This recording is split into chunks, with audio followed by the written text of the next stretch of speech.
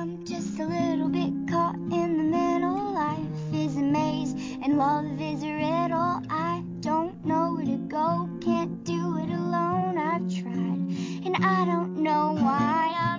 Hello and welcome to Staff Picks, the podcast for movie nerds by movie nerds.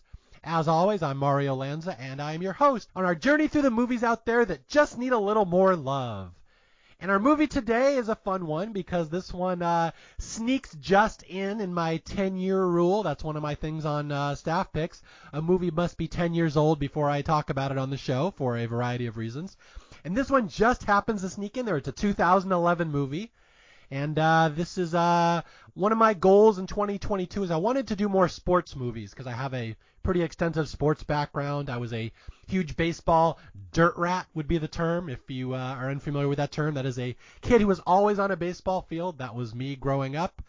And the movie we are talking about today is the 2011 baseball movie Moneyball, starring Brad Pitt, which is very well known, very beloved. Possibly maybe not quite the perfect movie for this show, but I do want to talk about it because there's a lot to discuss in this movie, and I will just jump in with 2 feet right at the beginning and say this is possibly one of the most inaccurate movies that has ever come out of Hollywood ever, yet despite that fact, it still works. In fact, I read one critic called it a happy accident, which is, I think, is the perfect way to describe this movie. And again, I think this movie is great. I think it's fantastic. It's so well done. It is based on a book that I happen to love.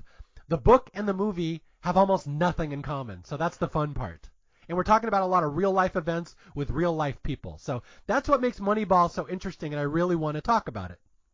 And my guest today, he is a sportscaster, sportswriter from the Chicago area. I've known him for a couple of years. I've actually been on his show a couple times talking baseball, and I've always wanted to get him on the show to talk about a baseball movie. So we agreed on Moneyball a while back, and he's finally here, and I'm so excited to have another baseball nerd to nerd out with. Welcome to Staff Picks, Jack Vita. Hey, Mario, great to be here. I've actually been called the Chad Bradford of podcasting, so should make for a fun couple hours here. Now, why is that? Because you throw weird? Well, let's just think about it. I'm underpaid, I'm very religious, and I'm very effective. And you also had the job 2 years before the movie said you did. Right. Hey there, this is Mario, just inserting a quick little disclaimer into the podcast. Jack and I recorded this episode a year ago, which was before he got his current job at Sports Illustrated. So the joke about him being underpaid is probably no longer accurate. I think it's safe to say that Jack now has a massive Jacob deGrom-like overpay contract that he is trying to justify. Anyway, thank you. Back to the show. Okay, Jack, welcome to the show. Give people a little background on who you are and why you're a good guest for this movie. Well, first of all, Mario, thank you for having me. I love baseball. I love sports. I grew up playing baseball. At some point, and we're going to talk so much about this movie, but one of my favorite lines in this movie is the idea of some of us are told at 18, some of us are told at 40 that we can no longer play the children's game, but we're all told. And I feel like at a certain point in my life, no one officially told me. I didn't have a scout. I didn't have a coach. I knew I wasn't going to be a Major League Baseball player. So I shifted my focus to what would be the next best thing? How about talking and writing about sports? I love the talk. I love sports. I was the type of kid that this movie, by the way, came out during the real life events happened during my childhood. I was born in 1994. My early knowledge of sports starts around the new turn of the new millennium. So 2002 baseball season was actually one of the first couple of baseball seasons that I remember. I was 7 years old at the time. I turned 8 as the season went on. But I do a podcast now. I have my own website. I write and podcast independently. And baseball is my all-time favorite sport. And we go in depth on there. And you and I have linked up on there a few times. And so it's great to be on here. And I'm also a movie fan for that matter as well. Yeah, Jack is someone I've really wanted to get on the show for quite a while because we have a lot of shared interests. And in fact, I think you and I are probably very much alike if we ever were to meet in person. We have a lot in common. Yeah. You, me, and Albert. Yes. He's talking about Albert, who was in my Major League podcast. So hopefully I've released that podcast by the time we get to this one. Well, if you haven't, nice little teaser for things to come. Yeah, so, okay, this is a question I now ask every former baseball player who appears on the show. Like, a lot of times people become good at writing about baseball or talking about it or describing it. Were you a good player? So that's a great question. I think it's all relative, right? So I grew up in the northern suburbs of Chicago. I went to a high school, for those who I know you have a wide-reaching audience across the country, but my high school was New Trier High School. And in 2005, New Trier High School was ranked the number 12 best sports high school in the country. And I went to school, I was there 2008 to 2012. So this movie came out my senior year of high school. I was a really good player growing up. And then when I got to high school, that was kind of when I'm like, okay, so my high school is the type where there was a kid above me who got drafted by the White Sox a year above me. His name's Charlie Tilson, or he got drafted by the Cardinals and he went over and played on the White Sox. My area produces really good, great high school athletes, good college athletes, not a lot of great pro athletes, but it's the type of area where it's extremely specialized. So these kids get great coaching. And I was the type of kid where I was a solid athlete, but I went to a high school of 4,000, 5,000 kids. Mm-hmm. If I were to have continued on that path, I mean, my senior year, the starting lineup, I think 8 or 9 of the guys on that team played Division I baseball. So I was not a Division I baseball player quality good. If I had stuck with it, I would have been a bench player on that team. And I think if I went to a smaller high school in a more rural area of the country, I would have been maybe one of the better players on my team. Maybe who knows? Who knows what I would have been? But in relative to where I grew up, I was not great. Yeah, that's the one thing I think a lot of lay people, kind of non-baseball fans, don't really understand. Everybody who plays baseball is the best kid on their team at some point. And then at a certain point, you're just not. And you know when that happens. So, There's a time when you're a god. I'm a baseball god. And then you get to the next level, and there's the kid who throws an 80-mile-an-hour slider. And I'm like, I'm retired. I'm never going to hit that ever. Right. Yeah, that's exactly right. Yeah, my history with baseball is I always describe myself as kind of like a unicorn because I don't have your typical baseball path. Because as fans of Staff Picks may know, I am the biggest nerd ever. I'm the world's biggest nerd. I just am a dork. I just was. Dungeons and Dragons, stuff like that. But I love baseball. I absolutely love baseball. And I always describe myself in high school. I was too much of a nerd to really be a jock. But I was too much of a jock to really be a nerd. So I was kind of right in the middle. And what I do is I just taught myself how to hit. And this is as a kid. I was never the biggest. I was never the strongest. But I had this game where I'd take a wiffle bat. There's plastic yellow wiffle bats. And I'd just take tennis balls. And I would just try to drive those things as far as I possibly could. I mean, I would do this 200 times a day. You do this enough times as a kid, you get these really strong wrists. And the thing with that is you also learn eye-to-hand contact. I'm just throwing the ball up, hitting it with a wiffle bat. And you are producing all the power, not the bat, because the bat is so light. And so I developed a reputation as just the best hitter in my area because I had these quick wrists and I had good hand-eye coordination. And pitchers, when I was 13, 14, 15, were terrified of me. Because that ball is coming right back at their face. I love to hit it at people's faces because I was kind of mean. So this is my thing. So I just taught myself all these skills, but I never liked organized baseball. I didn't like playing on teams. I didn't like other kids who played baseball. I just wanted to go up there and hit the ball as hard as I could and make everyone go, ooh, ah. I love putting on shows and batting practice. And this will be, I promise, the last time I ever compare myself to Ted Williams. But Ted Williams would often say all he cared about was hitting. They'd see him out in the outfield just practicing his hitting swing, and that was literally me as a kid. I didn't care about defense, fielding, anything. I just want to hit because everyone stopped and watched when Mario came to the plate when I'm at a certain age. So that's my background. But again, I'm a unicorn. Most kids are not like that. I didn't like being on teams. I hated coaches. I hated being coached. I was an odd kid, but I was good until all of a sudden I wasn't. I loved it all. I loved it all. I was a true dirt rat. I played third base. I played center field. And then I actually moved around and I was a little bit of a Mark DeRosa. I was a utility guy, but third base, center field, those are my two main positions. And I loved it. I loved base running. those were probably the stronger parts of my game. I was a contact guy. I wasn't hitting. I wasn't Pedro Serrano. I wasn't crushing the ball, but I was pulling the ball down the line, singles and doubles, stealing on the first pitch, and I had speed and defense, contact hitting. Yeah, and I'd play center field. I was pretty good at defense over time because I just practiced so much. So you eventually get pretty good. But the one thing I wanted to talk about with my story, which ties into this movie, is that, like I said, I was too much of a nerd to really be a jock. We'd go on the team bus, and I remember my coach used to yell at me because I'd be reading books on the bus. I wouldn't talk to the other kids. And he'd say, ball players don't read. That was a big thing. I get yelled at all the time. But I was always reading stuff like Bill James. I was reading, these stat baseball theories. I loved talking about fantasy baseball. Even back when I was 12 and 13, I was running fantasy baseball leagues through my school. And this isn't like rotisserie where we know now where you add up the stats. This is me rolling dice. You had the APBA dice game. Have you ever played those? Those came along before my time, I would say. Those became Stratomatic, which was more computer-based. So same time. So I was running these leagues when I was a kid, and I was just fascinated with the idea of roster construction, probability, wins, on-base percentage, how to optimize your lineup. So I was doing this stuff when I was 12, 13, 14, and that's the side of baseball I was always really interested in.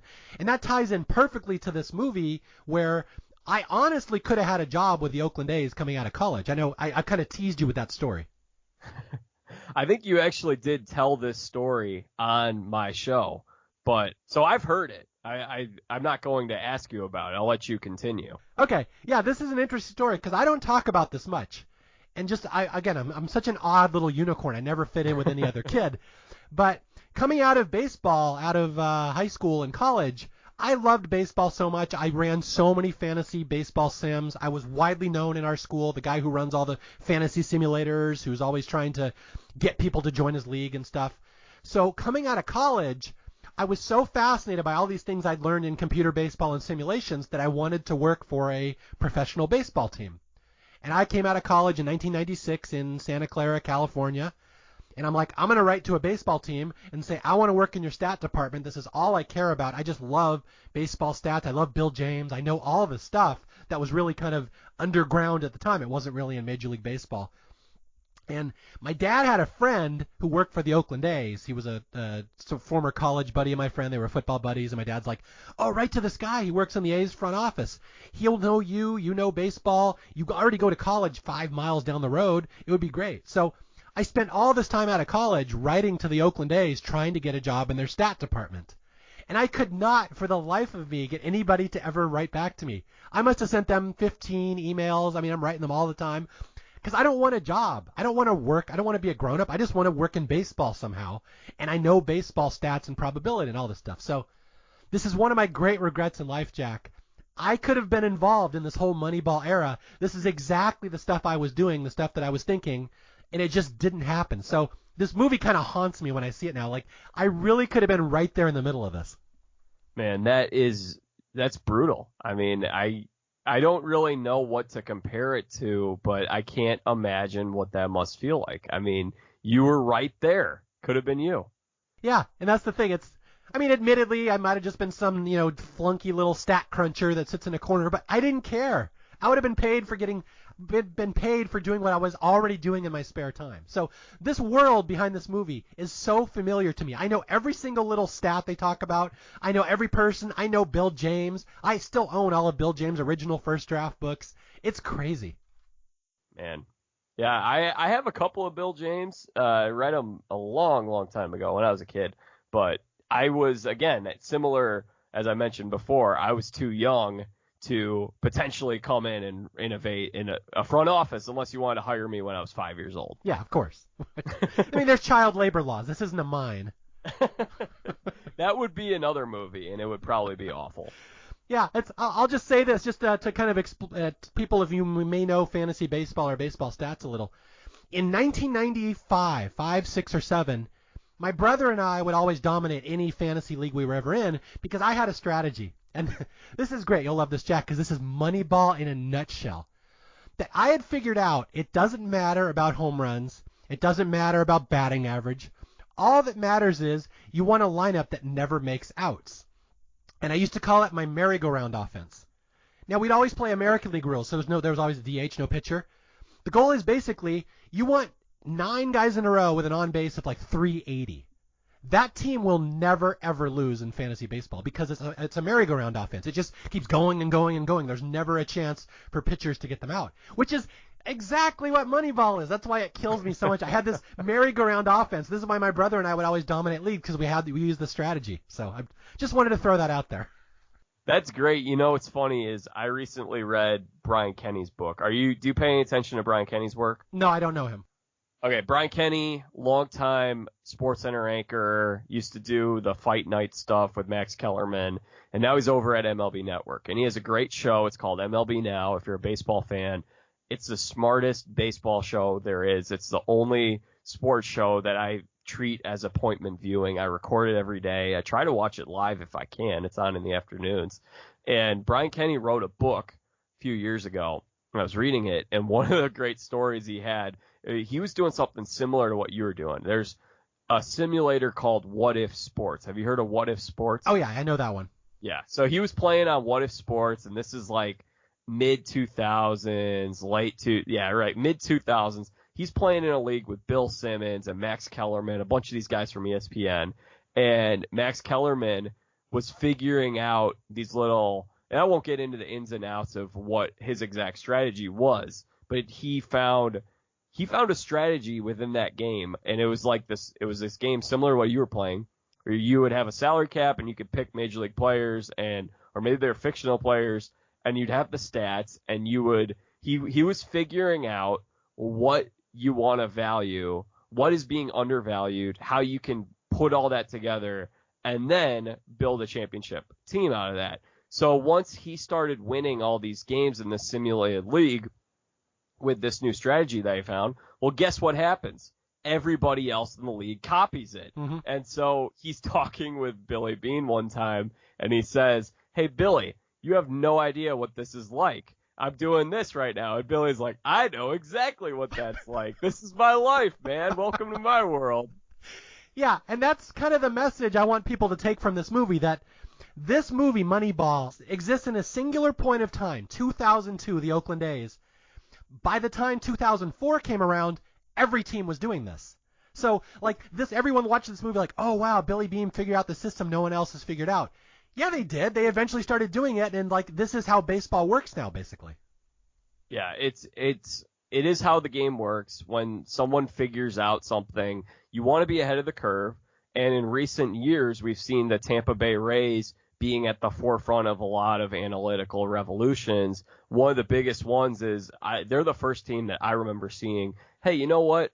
We're going to trot out a relief pitcher to start the game, and we're going to call it an opener. Mm-hmm. No one had really done that before. It had been used. There had been bullpen games in the past. No one had built a team around that idea of we're gonna value our relievers more than our starting pitchers. And what have we seen since that happened? That's where the league's shifting, and it happens again and again in terms of this being ahead of the curve, and then it's a copycat league, and everyone wants to get on board with the new trend. I remember the biggest baseball simulator in the world is Diamond Mine Baseball. You played Diamond Mine, right? Diamond Mine? What's Diamond Mine? Okay, it's a computer simulation. It's like the big one if you do simulations online. And I remember when teams started using openers, where you'd use a reliever for one inning and then put in the starter. I remember the guys at Diamond Mine were pissed because they had the greatest simulator ever invented for baseball, but they had no way to account for that strategy because it was new. There was no way to program that into their system. So they were so annoyed at all these people writing in asking, how do we do openers? And they're like, we can't do that. That's not how baseball works. That's great. Okay, you did ask one question. I just wanted to clarify one thing. You said, how do you live knowing you could have been part of the Oakland A's? This could have been you. This could have been your world. Yeah. There was one huge flaw in my logic and development at the time that might not have worked with Oakland specifically. What would that be? All I cared about was stats. That's all I care about is numbers and optimizing runs and stuff like that. I never played with an economic model in any of my games. Oh, yes. So, yeah, Billy Beane could say, well, yeah, any idiot could have figured out that on base is the best way to judge players. If I could do that, I'd just grab all the players. But Oakland was operating under the problem that they didn't have any budget. So I might not have been exactly what they were looking for because I didn't care about runs per dollar, which was their thing. So I just wanted to clarify that. Okay. Well, say you weren't far from it. You could have figured that out. I did not have an economics degree like our friend Peter Brandt here, and I did not come from an Ivy League school. So, like I always joke, oh, that Peter Brandt kid, that could have been me. But he had a little more going on than I did, to be honest. Yes, the fictional Peter Brandt that does not exist. It was based off of, well, I'll let you take the reins here on everything.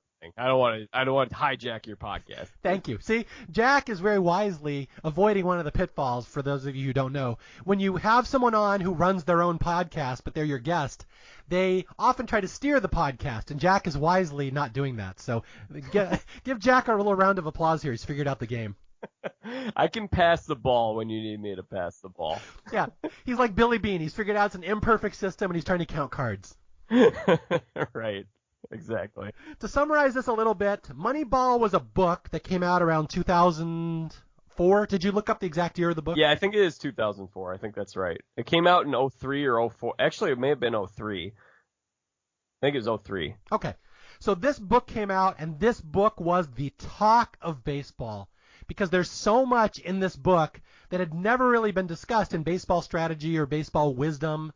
In fact, there's another book, now that I think about it, it was called Everything You Know About Baseball is Wrong. I kind of forget. It was like a sporting news book. Did you ever read that? I haven't read that one.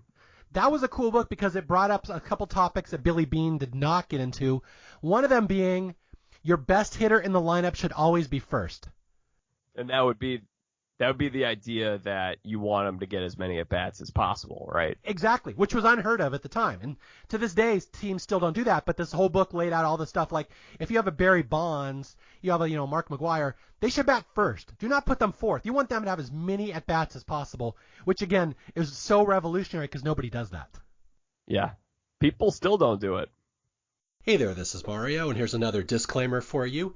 This is why it's bad to do a sports podcast and try not to date it, because after we recorded this episode in 2022, the New York Yankees did bat their best hitter, Aaron Judge, leadoff, and there's a couple other teams that have done it recently. So it does happen from time to time, but it is not mainstream. So the podcast argument still stands. Yeah. So anyway, there's all this stuff in the early 2000s challenging baseball lore, and this Moneyball was the big one. And I love this Moneyball book. I mean, this book was like crack to me when I read it because this is all the stuff I was already thinking of. But it was also a very controversial book at the time. Are you aware of that? What's the controversy behind the book? I have the book sitting right in front of me, by the way. There's three really. One is that it's inaccurate. It doesn't really portray the way things went down. Two, Billy Bean never actually won crap. I don't know why we're talking about him like he invented something. But the big one at the time is that a lot of people thought Billy Bean himself had written this book. And it's not. It's written by a guy named Michael Lewis. But the perception was that Billy authorized this book to point out how smart he was and how much better he was than everybody. So he took a lot of flack for that, and I felt bad for him. That is very unfortunate to hear. I have a Billy Bean story, by the way, that I can pull out at some point while we talk here. But I have another funny thing. So I have a personal story I want to bring up here about Billy Bean. Mario, did you ever watch the HBO special when Will Ferrell played in 5 spring training games in the same day? I vaguely remember seeing it, but I don't remember the specifics.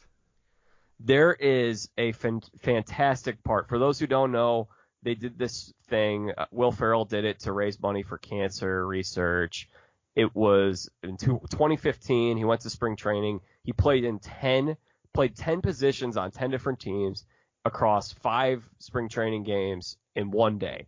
And these are real spring training games. And the reason why I'm bringing this up is because they have a lot of fun with Billy Bean in this special. They start with Will playing for the A's. They make a whole little segment out of, hey Billy Bean, the real life Billy Bean, saying, hey Will, can you come over here for a sec? I got to tell you something. You've been traded. And then you get a great Will Ferrell reaction of him being really upset and being super over the top and funny. And he says, Billy Bean is an a-hole who sits in his office at Oakland Memorial Coliseum and does nothing but watch Moneyball on an endless loop, asking people if they want to, hey, you want to come into my office and watch Moneyball? So we think we're done with Billy Beane at that point because he moves over, he plays on the Mariners, and he plays on a bunch of other teams. After the credits, they have a lot of fun. They put in basically a deleted scene. You'd have to watch a special to see it. Billy Beane is sitting in his office watching Moneyball, and he is mouthing along the words to Brad Pitt's depiction of him. He has them all memorized, and he's saying them as he watches it. That is amazing. I don't remember that at all. I have to find that. Yeah, you know why I say that? Because Billy Beane, okay, for people who don't know, Billy Beane has a reputation for kind of being a dick. He's not very well liked. And even back at the time, I remember when this movie came out, like the reputation was Billy Beane was this guy who wins with nothing. Somehow he wins with this Oakland team that has no budget, but nobody likes trading with him because he somehow is going to screw you every time. He's smarter than you, but he's very prickly. And I remember that, like, when this movie came out, Billy Beane famously when the book came out, he famously wanted nothing to do with the book. He disavowed it. He wouldn't even read it. It's not surprising at all. Yeah, and I imagine he's not much of a fan of the movie either, to be honest.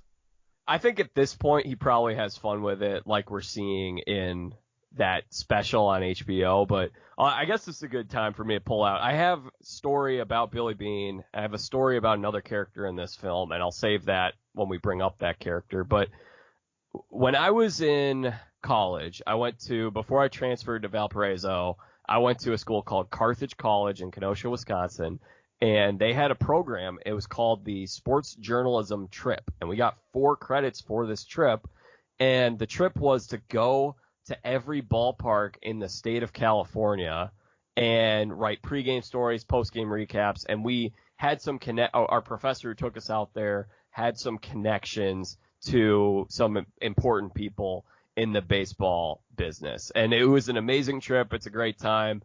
We got to meet with one of the A's owners at the time, Lou Wolf, and we met in his office, and we got to ask him questions. He was a really nice guy. And at a point, there was a kid in the group there was a guy who connected the meeting with us, and he brought his kid along. His kid says, hey, I have a question. He says, my question is, would you rather have 1 great player or 4 really good players? And Lou Wolf says, that's a great question. I think we'll ask Billy Beane. So he calls Billy Beane on the phone while I'm sitting in this room, and I think I was 20 years old or something like that. I've interviewed a number of people on my show. I'm a little bit more seasoned now as a journalist, but I remember my jaw dropping when I heard Billy Beane picking up the phone, and he says, hey, Billy, we got a question here. Hey, kid, you want to say that question again? So he asks the question, would you rather have 1 great player or 4 really good players? And Billy Beane says, is the great player Mike Trout? Because I would take Mike Trout. And then what followed with that, Billy just keeps talking and talking and talking. He sounded like the friendliest guy ever. And the owner was like, hey, Billy, I'm going to have to call you back. I'm sorry. We can't talk now. I'm doing this meeting. And I'm just sitting there thinking, like, this is great. Keep this phone call going. This is Billy Beane. I want to listen to all of this.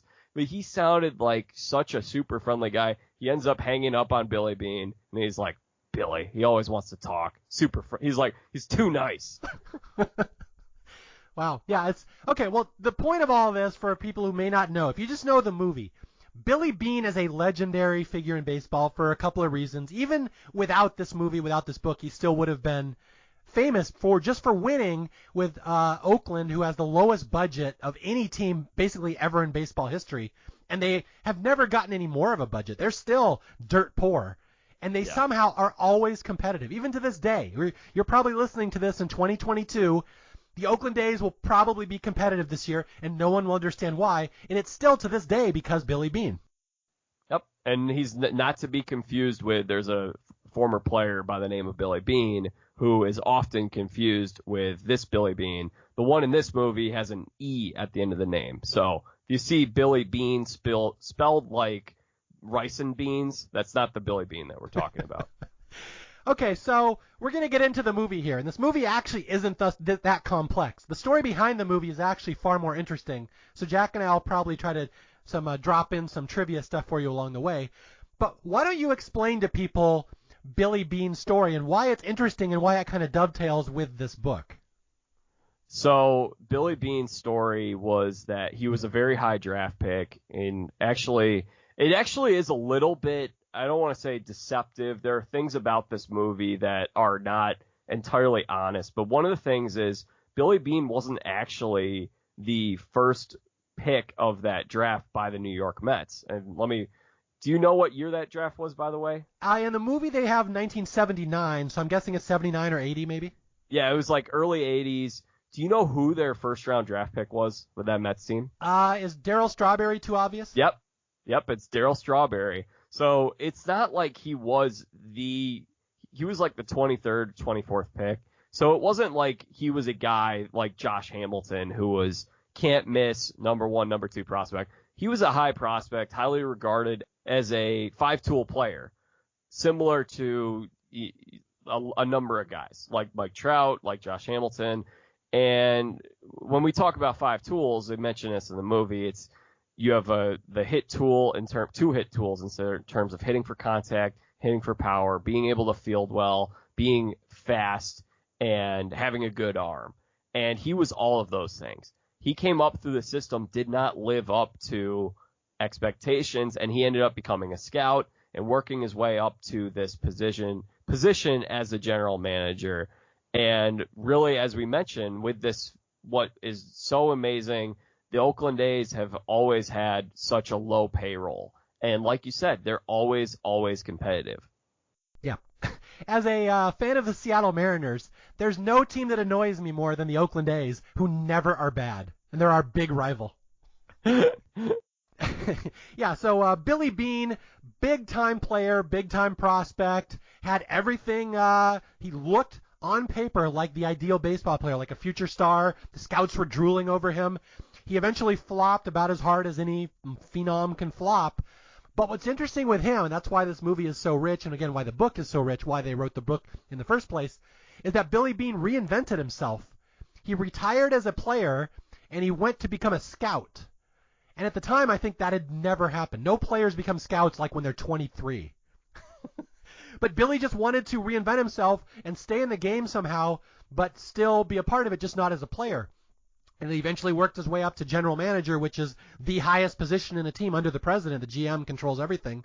And I think, is he the only GM maybe in baseball history who has ever had that kind of a playing pedigree behind him? No, there's some other guys, and there are some high-level scouts. I know there's a guy that I actually met up with recently. His name's Logan White, and he was the director of scouting for the Dodgers. And he has a similar story. He was a guy who was drafted in the 70s, maybe, right around the time of Billy Beane. They're right around the same age.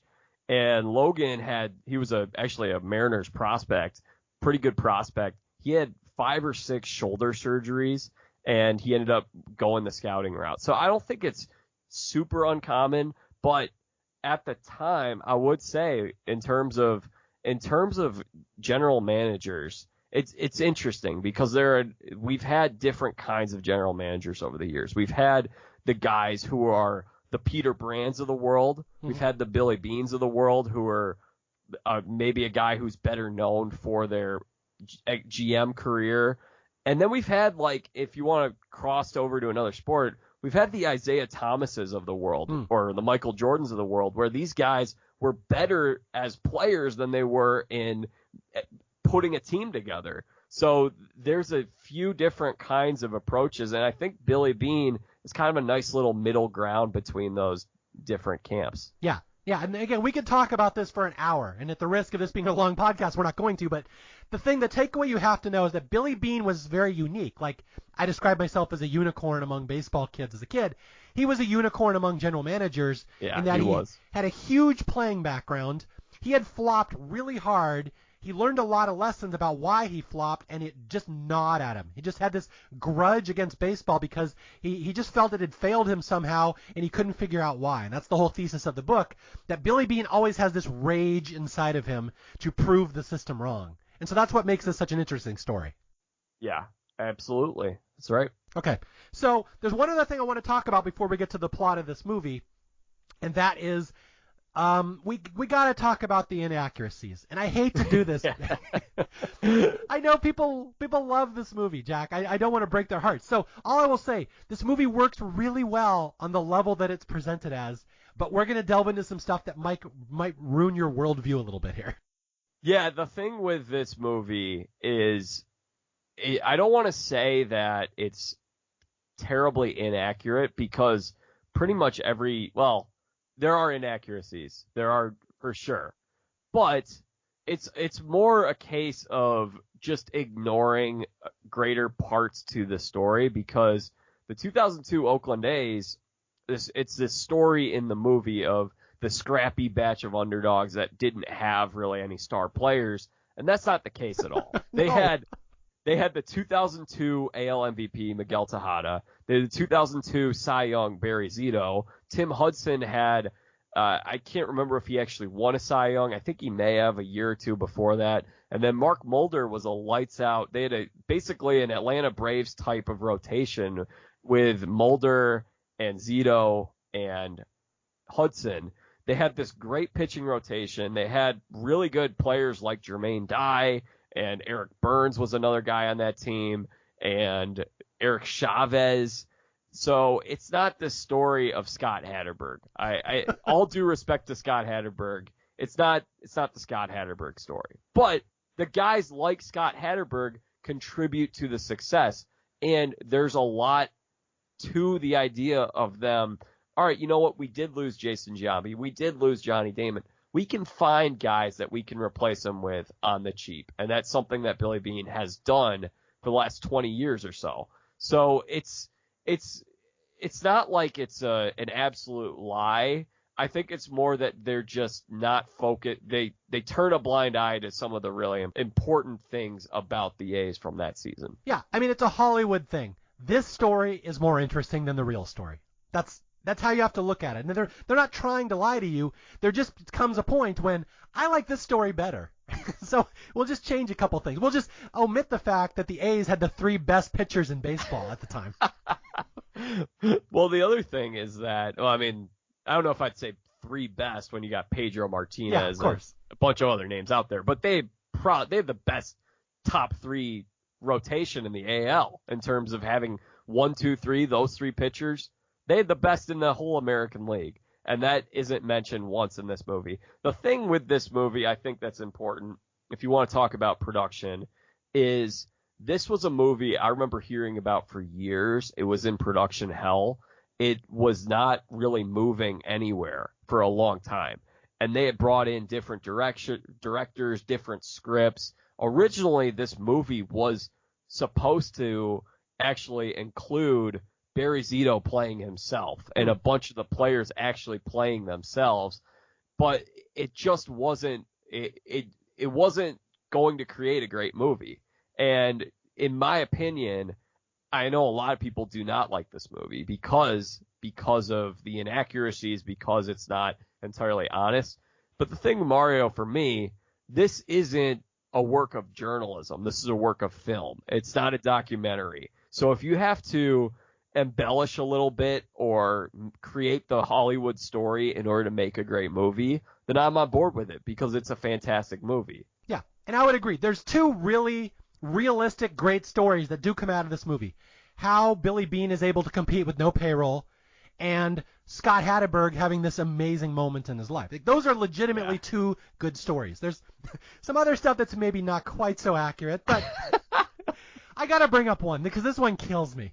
This is going to ruin this movie for a lot of people, and I apologize. But just understand it's a Hollywood movie. So we're meant to believe that the A's are struggling and having a hard time competing with these rich teams, and that is so not correct that I just looked up. The A's are like the winningest team from like 2002 back to the 70s. Like, they had won more than any team in baseball, and not only that, they were the most advanced statistically than any team in baseball. And this is long before Billy Beane got there. They had this executive, Sandy Alderson, who had really started up this statistical program, advanced stats, blah, blah, blah. So all this was there long before Billy Bean got there. And that's the thing that really, really kind of pisses people off if they know the story. This guy Sandy Alderson's like, we had a great system, and then Billy showed up and just helped me implement it, and Billy's really good at trading, making trades and stuff like that. But, like, the system was already there. He didn't just invent this one day with Peter Brandt in a control room. So that's the thing that really kind of grinds people's gears. Yeah, are we just going to pretend that the whole Bash Brothers era with Tony La Russa never happened? It was only 10 years before this. Yeah. So anyway, the less you know about real life baseball, the more you will like this movie. And again, Jack and I still like this movie too, but you really have to take it with take it with a grain of salt. It is not realistic in the slightest. I remember there's one other story. There's 3 stories to take out of this movie. Scott Hatteberg has a great moment and a great comeback. Billy Bean competes with no budget somehow and does this for year after year after year. But here's the 3rd story. How Bill James won a World Series for the Red Sox 2 years later. Yes, that's true. That is true. I think the thing for me is I wouldn't say that it's entirely a lie. I just think it's fabricated. There, like you said, there are highlights of truth there, and we're making a movie out of it, I guess. And it's so good that they get away with it. They really do. Yeah, if this movie had flopped, and by the way, when I heard that there was a Moneyball movie coming out with Brad Pitt playing Billy Bean, I was thinking, is this book really a movie? Like, it seems more like a documentary in terms of the real story. So I'm glad that they did what they had to do in order to make this a great film. And it's, Aaron Sorkin did the screenplay on this movie, and he was hot off The Social Network from a year before that, which I think is another tremendous movie from this era. The script is so brilliant. It's so smart. I love this movie, Mario. Yeah, it is amazing they could make a movie about baseball stats. Yeah. And this is coming from a baseball stat guy. This is stuff I don't talk about with lay people because they don't understand it, and it's not interesting to them. Yeah. And I had the same reaction to you as you. When I heard they were making a Moneyball movie, I'm like, why? Why? Yeah. How could this possibly be a movie? And it's funny if you know the book, a lot of it, the big chunks of the book are about the draft, how Billy cons the draft, how they find value. They will only draft college players because college players are good immediately, and you don't have to. So that's a huge part of the book that they just cut out of the movie. And, I don't think the winning streak is even more than, 2 pages in the book. Right. Yeah, I don't remember the winning streak being discussed at all in the book. Yeah, so when this movie came out, I didn't see it. I'm like, I have no interest in seeing a Moneyball movie. They're just going to butcher that book so hard. And I remember I worked with this guy named Jim Mosier in my office, and he came in one day and said, I just saw the greatest movie. And I'm like, what? He's like, Moneyball. I'm like, you've got to be kidding me that that's a good movie. And he's like, I don't know. It's great. He's like, did Scott Hatteberg win MVP that year? I'm like, no, wait a minute. What are you talking about?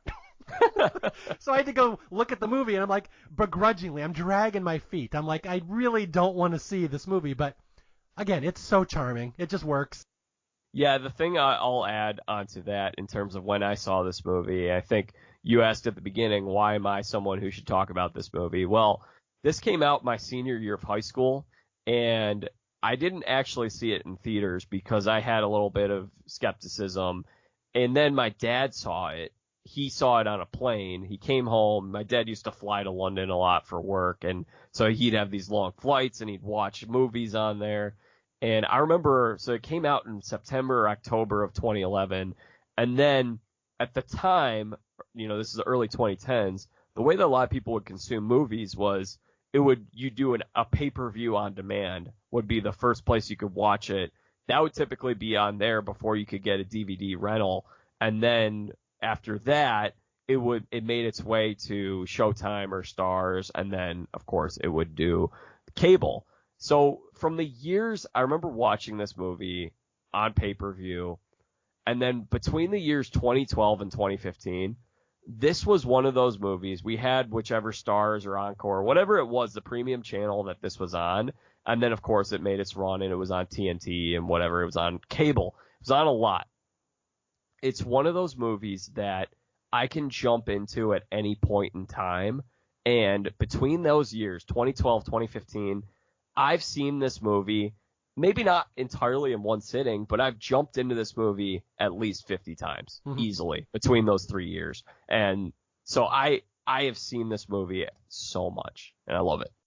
And then it comes out of nowhere, and it gets nominated for 6 Oscars. Yeah. Like Moneyball? Really? Yeah, so that's the trade-off. They made a wonderful movie out of an unfilmable book, which I don't know how they possibly did that. But there's the trade-off is that there is an entire generation of baseball fans who think Jonah Hill invented baseball stats. So this is the trade-off. Well, what's also funny is that Jonah Hill was a bit of an inspired casting choice in this film. Prior to this, he had done Superbad, and then after that, he had been sort of typecast as his character in Superbad, maybe making a little cameo in a movie, or he was always a side character. He didn't really get a lot of big time roles. Mm-hmm. And this was a bit of an inspiring choice. He hadn't done, so it's a funny movie, but it's not a comedy by any stretch of the imagination. I think Jonah Hill is fantastic in this role. It's very different from a lot of other roles that he does. And because of his performance in this role, he ends up getting a lot of work afterwards. He gets into Wolf of Wall Street and War Dogs and a number of other films that come in the 2010s. I think this is a big-time breakthrough performance for Jonah Hill. Yeah, absolutely. And Brad Pitt as well. People have never really taken him seriously as a dramatic actor. He's got an Oscar nomination for this one. Like, every single performance in this movie is flawless. Like, I can't say anything bad about it. That's why this is such a fun episode to delve into, because I don't even know how this episode's going to go. It's going to be all over the place. He said as we're about 40 minutes in already. I know. That's the thing. We're not going to talk about the plot that much. The bigger story is the stuff behind it. Okay. Yeah. Okay. For sure. Let's get into the plot. So this movie opens with a quote from Mickey Mantle, which is perfect, and I love this quote. He says, "It's unbelievable how much you don't know about the game you have been playing all your life," which is a great quote. It really sums up this movie in a nutshell, and it sums up the book in a nutshell. Everything everyone thought about baseball until about the late 90s, early 2000s was actually not correct. It was a very caveman-like, antiquated way of approaching the sport, and all of a sudden we're going to go through a big dynamic change here, the way baseball is managed, run, drafted, everything. Everything's changing right around here, and this movie's just kind of emblematic of that. Right, absolutely. Okay, so we open with the 2001 ALDS. I will turn this over to you. Not so much because I respect you, Jack, but because the Seattle Mariners should have been in the 2001 ALDS, and we were not there, even though we set the record for the most wins in a season that year, and then we got upset by the Yankees. So I do not like talking about this playoff series. Well, the main thing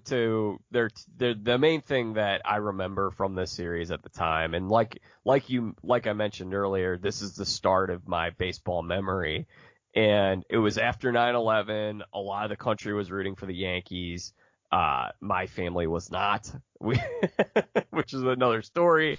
But the Yankees had this series with the A's. And really, I think the most memorable image from that series was the fantastic Derek Jeter flip play, where there's a wild throw that's not going to get to home plate. And Derek Jeter dashes from shortstop to the first base side of the pitcher's mound, and he picks up the ball, spins, and flips the ball to Jorge Posada, and he tags out Jason Giambi, and that's really Giambi's last moment as a member of the Oakland A's.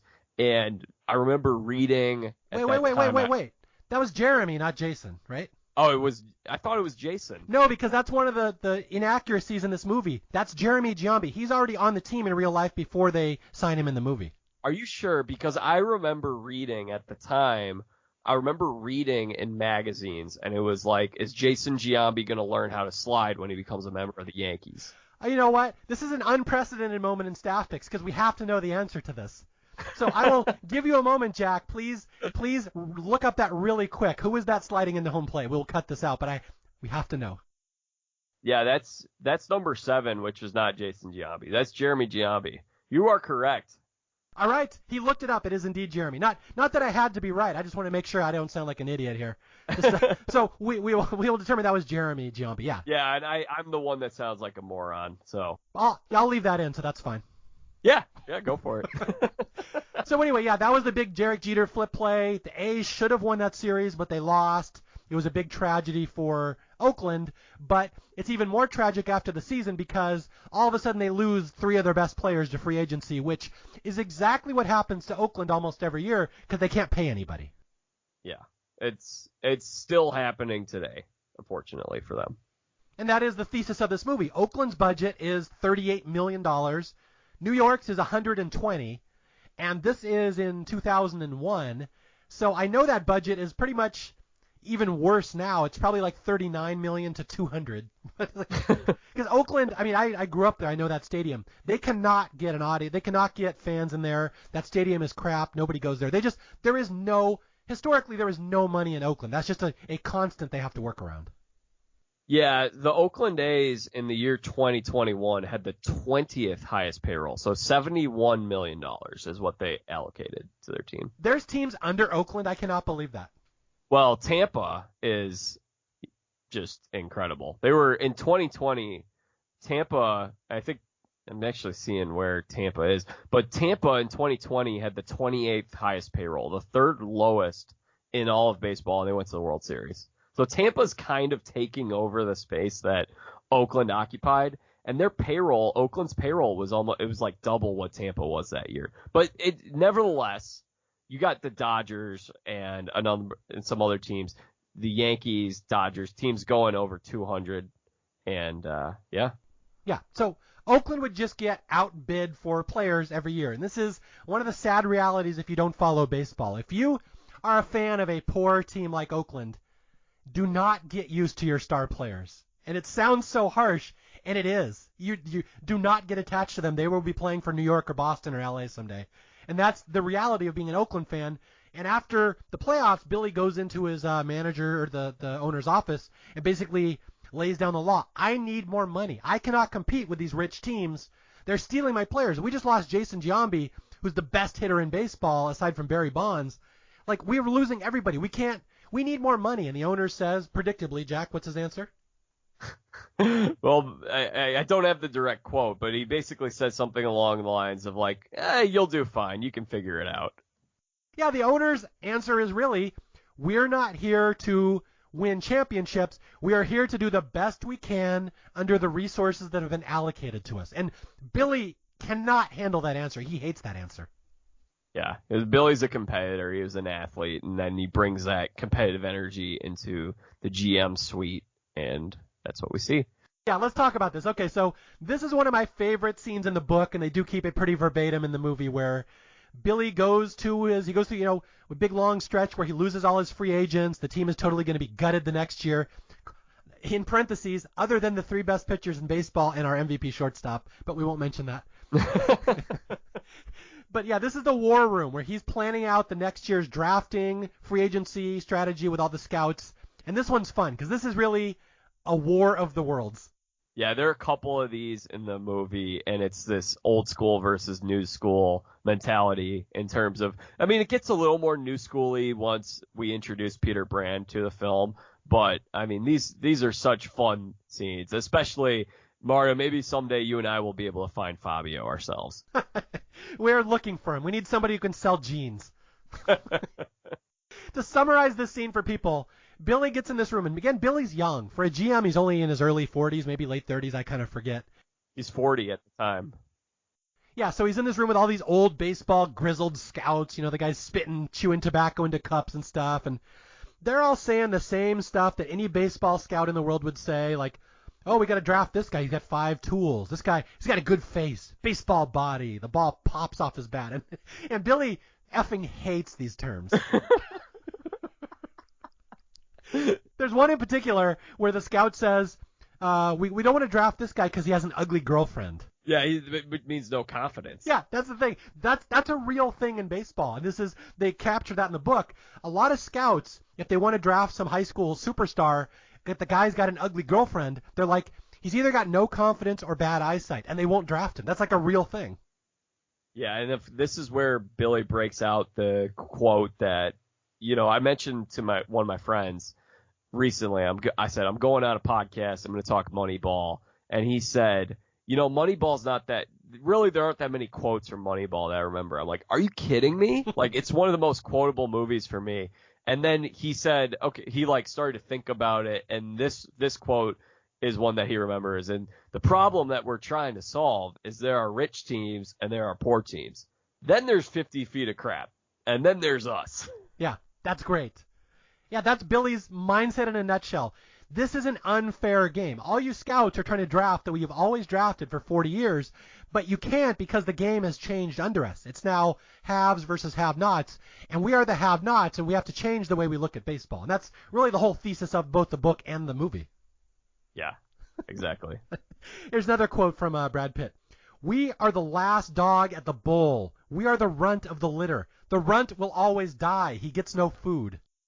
Oh, it's so good. It is so good. And then what the scout says back when he's like, that's a very touching story, Billy, but he changes the subject. Okay, so the thing I want to get into here, and this is going to go a little off the movie, and I know you just read the book, so this is important.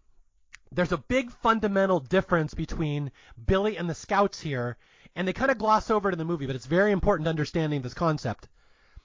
Scouts want to draft somebody who's 18, and they want to project what he's going to look like at 27. It's called, future scouting, not result-based scouting, potential-based scouting. Billy does not believe in that because poor teams don't have the advantage to do that. You can draft these young guys. Most of them are going to flame out. You can hope and dream you're going to get a superstar one day, but it won't matter because in 3 years he's gone to free agency to a rich team. So Billy has a rule: he will not draft high school students, and that causes a big problem in the book, right? Yeah, I remember there's a lot of the scenes that we see with the scouts are actually pretty accurate to what the conversations were in the book. And one of the big things is, like you mentioned, he wants to draft guys who are college players. Mm-hmm. So one of the big draft picks that came out of, I think it was this draft, at least the draft that's focused on in Moneyball, is Nick Swisher. And Nick Swisher was a big star at Ohio State, the Ohio State University. And Nick Swisher had a really good pro career. Now, it is a little funny because in the book, they spend a lot of time just absolutely drooling over Jeremy Brown, who's the catcher at the end of the movie that we see the clip of, and we'll talk about that later. Jeremy Brown had a total of like 10 or 11 Major League at-bats. So there are some things in this book that don't age quite as well as they probably hoped that it would. But yeah, it gets pretty contentious between the scouts and Billy. Yeah, and the basic gist, here it is. For this, I'll try to explain this for a layperson. Billy wants 22-year-old college students who are good now and can compete now. You can't project how much better they're going to get. They may not get better. We need guys that come in here, get on base, hit now. We never, ever, ever are going to draft a high school player. And the scouts are furious about this because this goes against everything in the game of baseball where you project what a person's going to be. And Billy hates that because he says we are not in the position to take those risks. And this is a big difference in the world. It's called results-based scouting versus potential-based scouting. These scouts, their whole lives have been potential-based scouting. Billy says, this guy hit 300 in college, we want him. And the scouts are like, but he'll never get any better than that. And Billy's like, I don't care. And so the scouts are like, why are we even here? We could walk out of here. You don't need us. You could just take the best hitter in college right now, and that's all you want. And Billy's like, exactly. So that's the difference here. Yeah, and I do empathize with the scouts in a lot of ways in this movie, and especially now, because I think what we've seen 20 years later is, at the time, like, you see the idea of herd mentality versus individuality in this film in terms of Billy and Peter Brand going against the grain and doing stuff. The herd mentality is now what Moneyball embodies, and that's what's going on in Major League Baseball. So there are a lot of old school things and old school approaches that are now seen as archaic and no longer valuable that I think are extremely valuable. And I do feel for some of these scouts because ideally, I think if you're going to build a winner, you want to balance both strategies. Mm-hmm. And I would say it's kind of cyclical. Like, I know after this movie came out, after this book came out, people started to do more of what Billy did. But then, again, this is the key to baseball. You want to do what nobody else is doing. You want to find value. So all of a sudden, everybody's drafting college kids. They're like, hey, now high school kids are undervalued. Yeah, so it goes exactly. cyclical. Yeah, so it's nothing in this book changed things permanently. It just always goes in cycles. Yeah, that's exactly right. So Billy gets in his first fight with the scouts and blah, blah, blah. We're going to skip through that. And now we get a little flashback here to Billy as a player. And this is actually really important in the book. This is the heart of the book. Because like Jack already said, Billy was a failed player. The reason Billy failed is the same reason he's trying to explain to the scouts. They're all like, well, this guy's got potential. He could be great one day. And Billy says, but he's never hit. And they're like, well, he could hit one day. He could be amazing. And Billy's like, that's why I failed. Everybody told me I was going to be good one day, but I never actually produced at any one of the big levels. So I've seen how this doesn't work. So it very much ties into his own real story. Yeah, it's a really good story, and yeah, I guess I got nothing else to add. But yeah, and also the one other thing I wanted to add is that Billy was not some meathead athlete, and that's what's also important to his story, because he had a full ride to Stanford.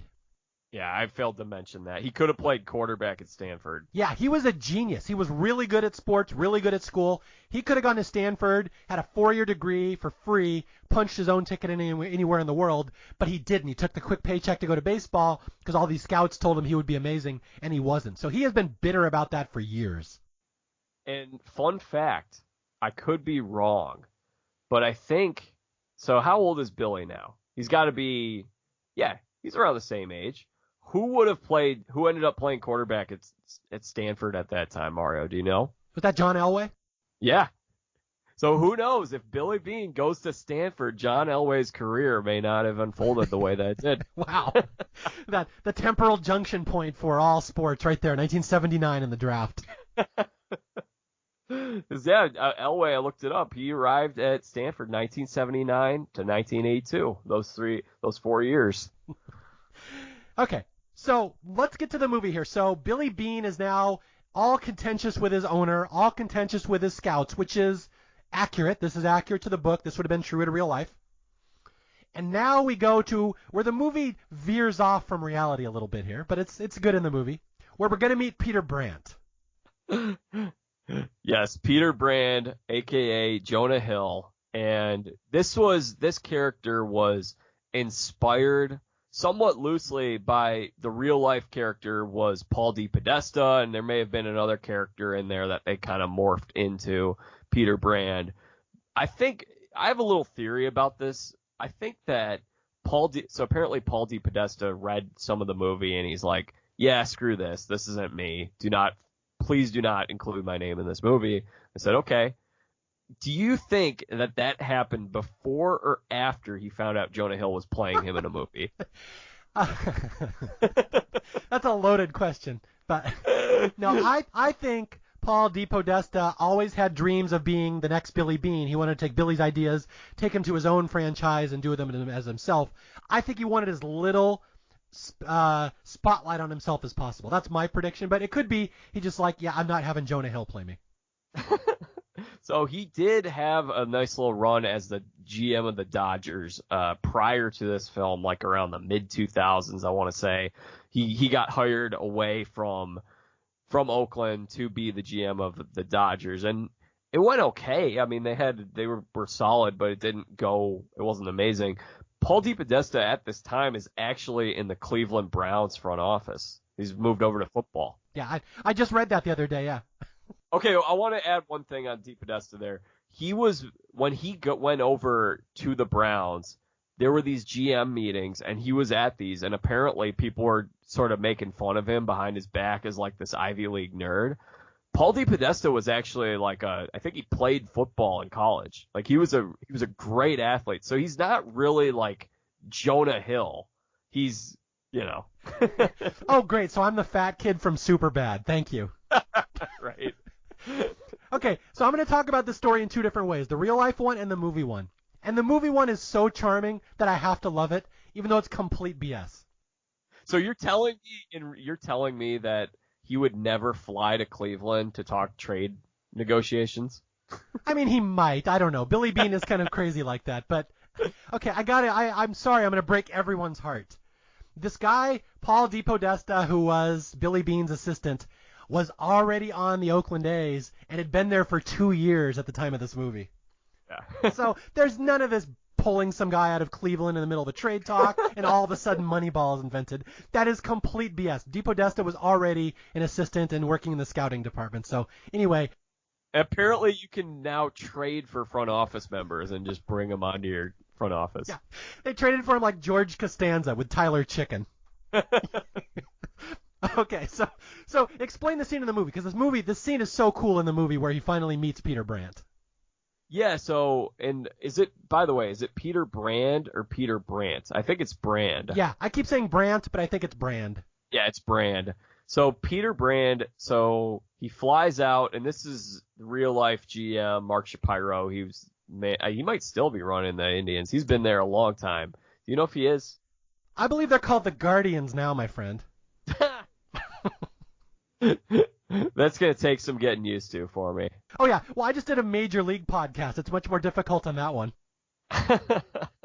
So he served as the GM to 2015 was his last year. Longtime GM of the Cleveland Indians, because they weren't the Guardians then.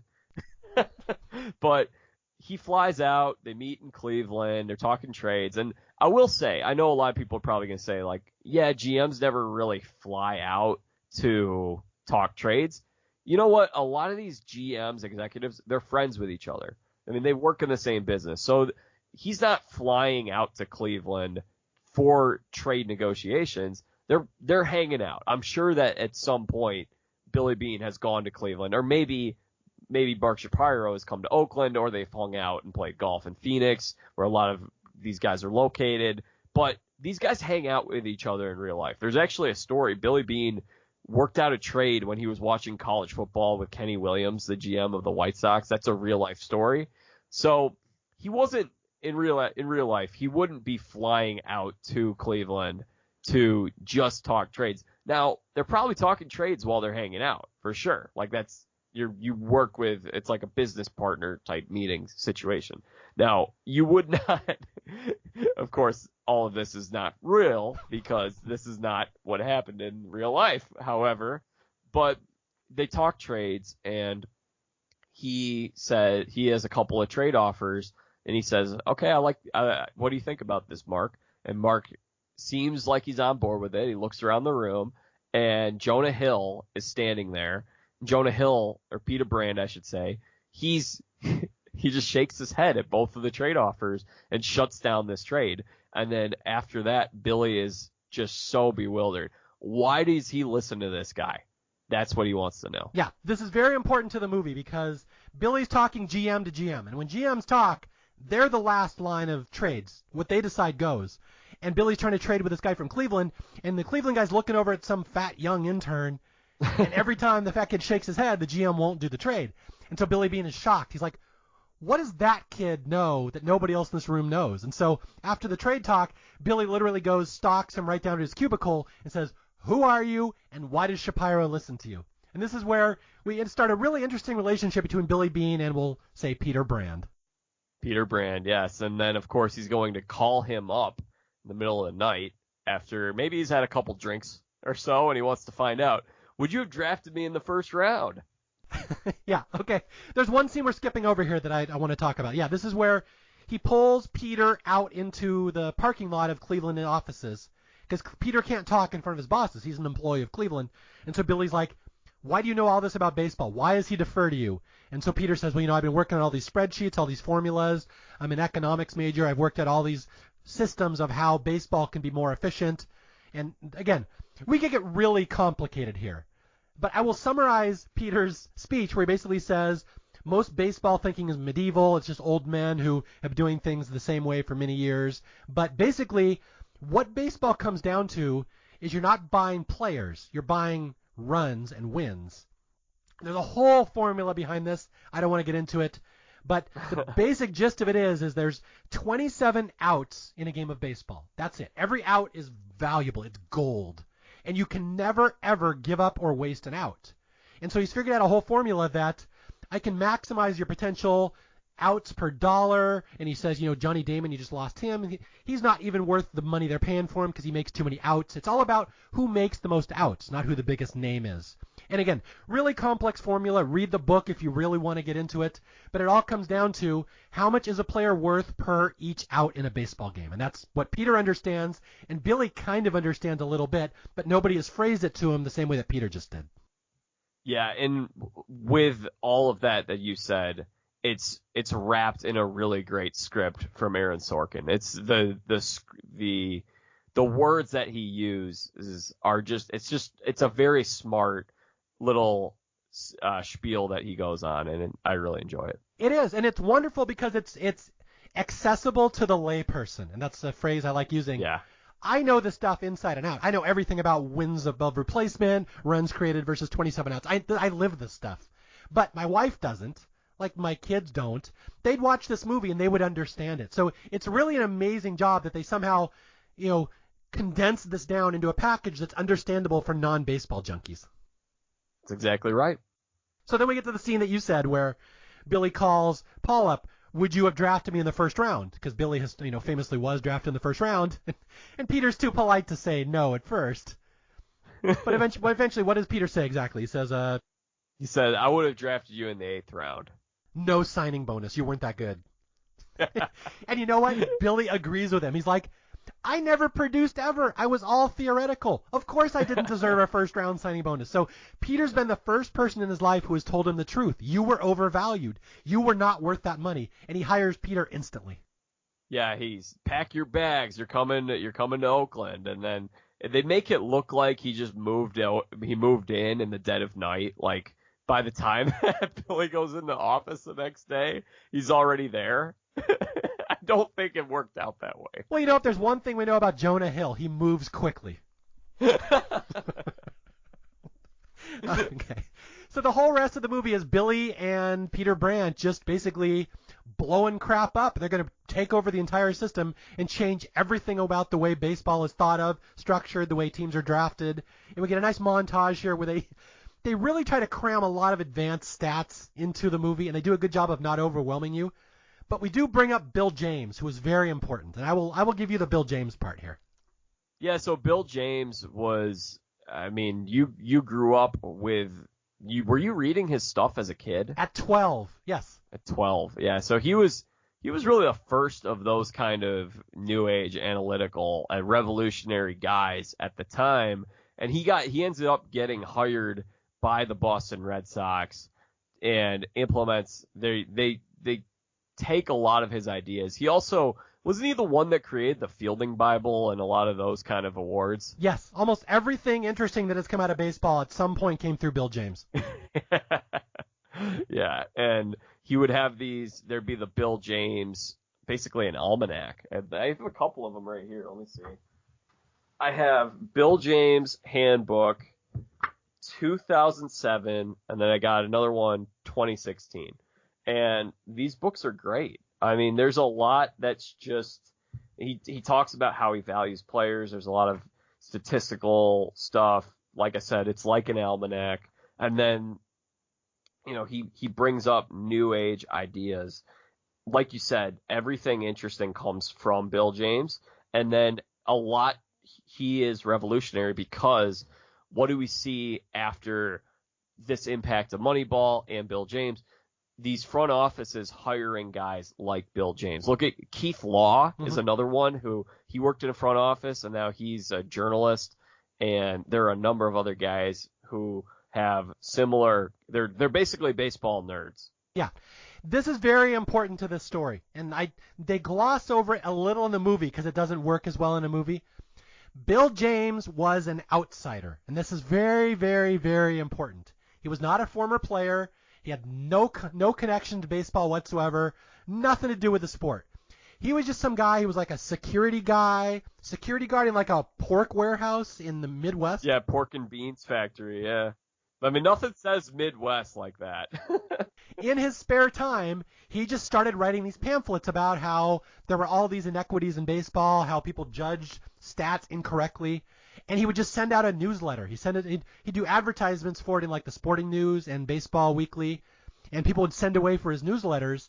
And he really developed a reputation as this underground stat nerd that was spouting all these revolutionary ideas about all these things that could be done to baseball to make it more efficient. But he was not all that well known. You had to be a nerd, or me, to kind of know who this guy was. And by the 80s, he was fairly well known. By the 90s, Peter Brandt would have 100% known who Bill James was. Billy Beane would have known who Bill James was. But this guy was not employed by any team. All his stuff was theoretical. And that's the main thing here. Baseball, historically, is run by old guys who played back in the 40s and 50s. And they're like, boy, you don't know shit about baseball. Why would you know? So they become managers. They become general managers.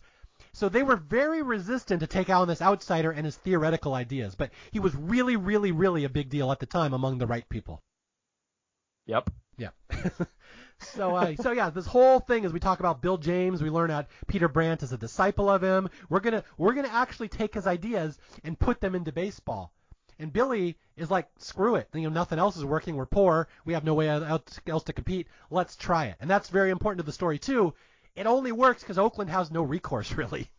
Yeah, and that's, I think, what's interesting is if you want to look at the teams that have been revolutionary in terms of analytics, again, I point back to the Tampa Bay Rays. What do they have to lose by doing it? They play in a small market. They don't have a big time. If you're playing in New York and you're the Yankees and you have as much money as the Yankees, why would you ever do anything different from what the Yankees have done? Mm-hmm. Now, maybe at this point in their franchise history where they've gone 12 years without a World Series, and that's a long time when you have that big of a payroll and you're the New York Yankees, maybe they start doing some things differently. But there's a much greater incentive if you run the Oakland A's or the Tampa Bay Rays or Baltimore or Pittsburgh or Kansas City. Kansas City was they had a form of bullpenning in 2015, when they won the World Series. They had a form of bullpenning, which is now, like I said, I mentioned the Rays being the first team to bring out an opener for a game and do that, structure their team around that. The Royals did a similar version of that. It was sort of like the first step of that, where it was like, we're going to put our money into our bullpen. We just need starters that can give us 5, maybe 6 innings, and we turn it over to our bullpen. And like we talk about, if you're Kansas City, why not? Why not go for it? Why not try something new? But if you are the Dodgers of the world, the Yankees of the world, the Mets of the world, the Red Sox, and it's interesting that the Red Sox end up embracing these new age analytics, but there's a much greater incentive for the teams that are the have-nots to be the revolutionaries in this regard. Yeah, I agree. Like Billy Beane, if this fails, Billy Beane could lose his job, which, whatever. I mean, he'll probably get another job somewhere. But to Oakland, there's very little downside to this kind of a strategy because Oakland will never drop a 10-year, $300 million contract on somebody. So they're never stuck under an albatross of a contract. So they're really free and flexible to do whatever. And so Billy recognizes kind of an opportunity here to rework his team and strategy from the ground up with very little risk to him. Okay, so here we go. So Peter and Billy have figured out a new system that basically we don't have to replace Jason Giambi, our greatest hitter. We don't have to replace Johnny Damon, who was overrated and overpaid anyway. We just have to get similar players that will, as an average, come close to their potential in the aggregate. Yeah, and so here we go to the scene where they go to the scouts and they start throwing out the names that the scouts are horrified by. You got David Justice in there. Oh, David Justice, of course. This is him on his last legs at this point of his career. But Billy says, you know what? He can give us something. You got Jeremy Giambi, who's already on the team at this point in real life. Yeah, ignore that. Ignore the fact that Giambi's already here. And in the movie, we'll just say we're going to sign him. Yeah, and I remember that, too, the first time I saw that, because I remember as a kid being like, oh, wow, these Giambi brothers are teammates on the same team. And obviously that's happened in other places before. There have been other pairs of siblings, but that definitely stood out to me as a kid playing baseball with my brother, thinking, oh, that could be us someday. And we're Italian too.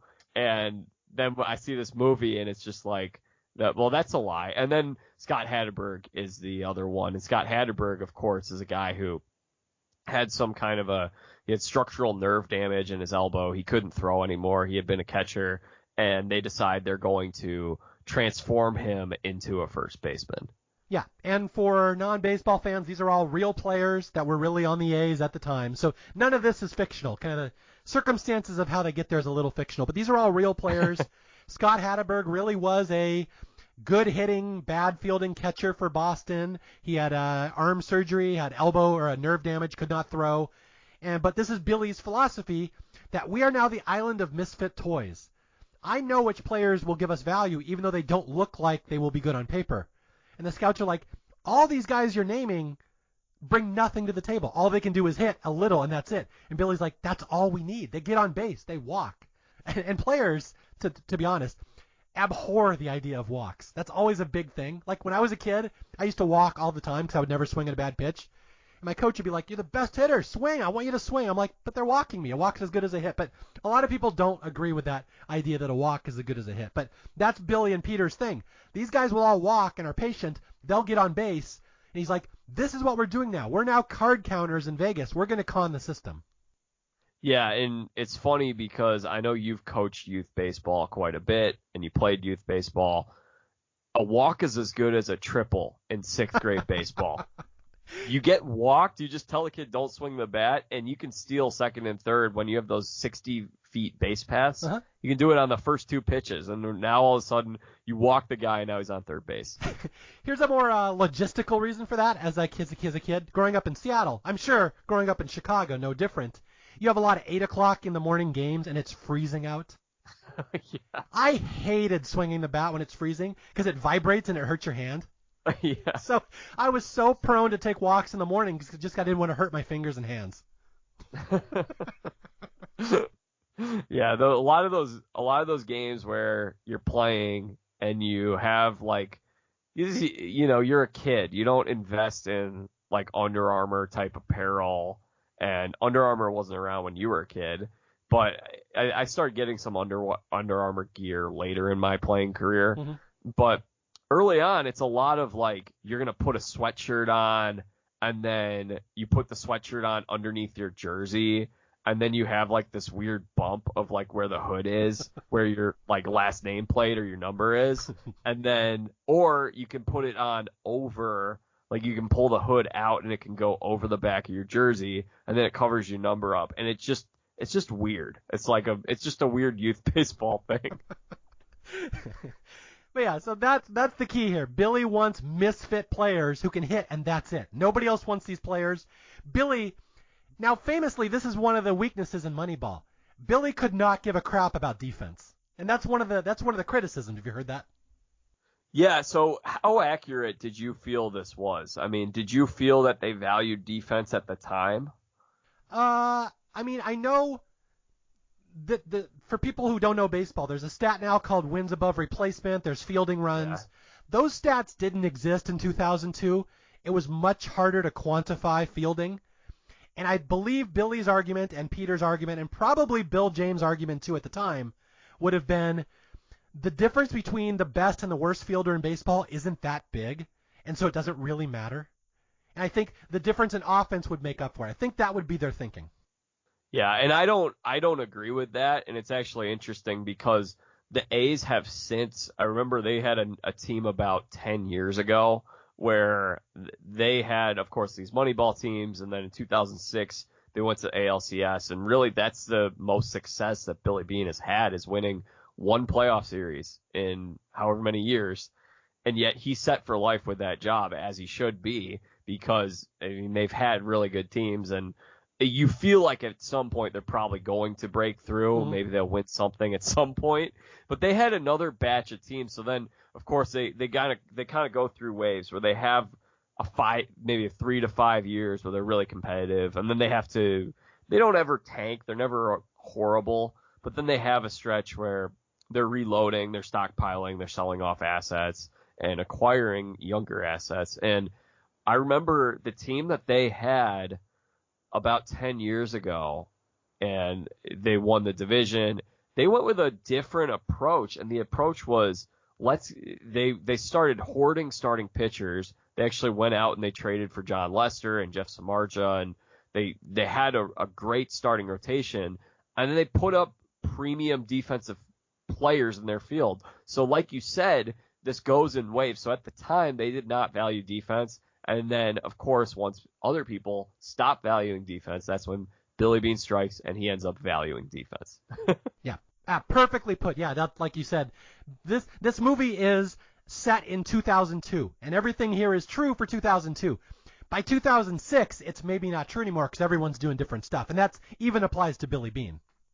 Yeah, and I was thinking like that other stretch of teams they had was around 2012 through 2015, 2013, 2014, that stretch, and those teams were really good, and it was a totally different approach 10 years later. Mm-hmm.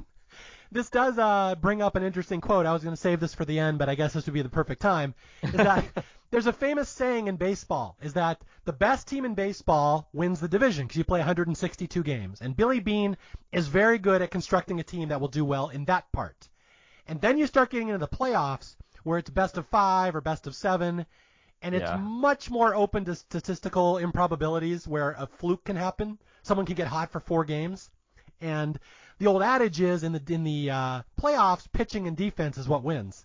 And Billy Beane historically has not really been a defense guy. And so this ties into the most famous quote about Billy Beane: Billy's shit doesn't work in the playoffs. Yeah, it's been said about other teams too. I mean, there is something to that. It's a different game in the postseason. And like you said, one mistake, one error, just like the strategy should be, and I think one thing that's happening right now in baseball is there's been so much high strikeout in terms of, home run or strikeout or walk. Just those are your primary 3 outcomes of at-bats a lot of times these days. Not a lot of people are valuing contact hitters and guys who just put the ball in play.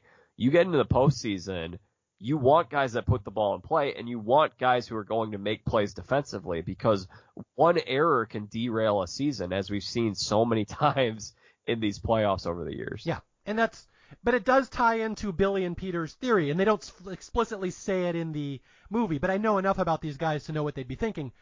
Billy and Peter would say, my job is to construct a lineup that's good for 162 games. And a 7-game playoff is such an insignificant sample size that you cannot possibly predict that. So, like, anything could happen in the playoffs. We can't control that. That would be their mindset. Yeah, you just want a seat at the table, if in their case. So, now the rest of the movie is just Billy and Peter bringing in these unorthodox players and everyone being skeptical and somehow it working and everyone being shocked. And we're not going to go into too much of the details because this is already kind of a long podcast, but I do want to talk about 2 scenes here in particular. Okay. So this is in much greater detail in the book than the movie, where they talk about how Billy and Peter target unorthodox players in the draft, people who don't look like players but produce somehow. And we got one of them in the movie here, Kevin Youkilis. The Greek god of walks. Yeah, I'll let you talk about him in a second. And then Jeremy Brown, who is a huge, huge part of the book, and they only mention him at the end because he trips over first base, which I think is hilarious. So talk about these 2 guys and why they're important to people like Peter and Billy and why no other team wants them.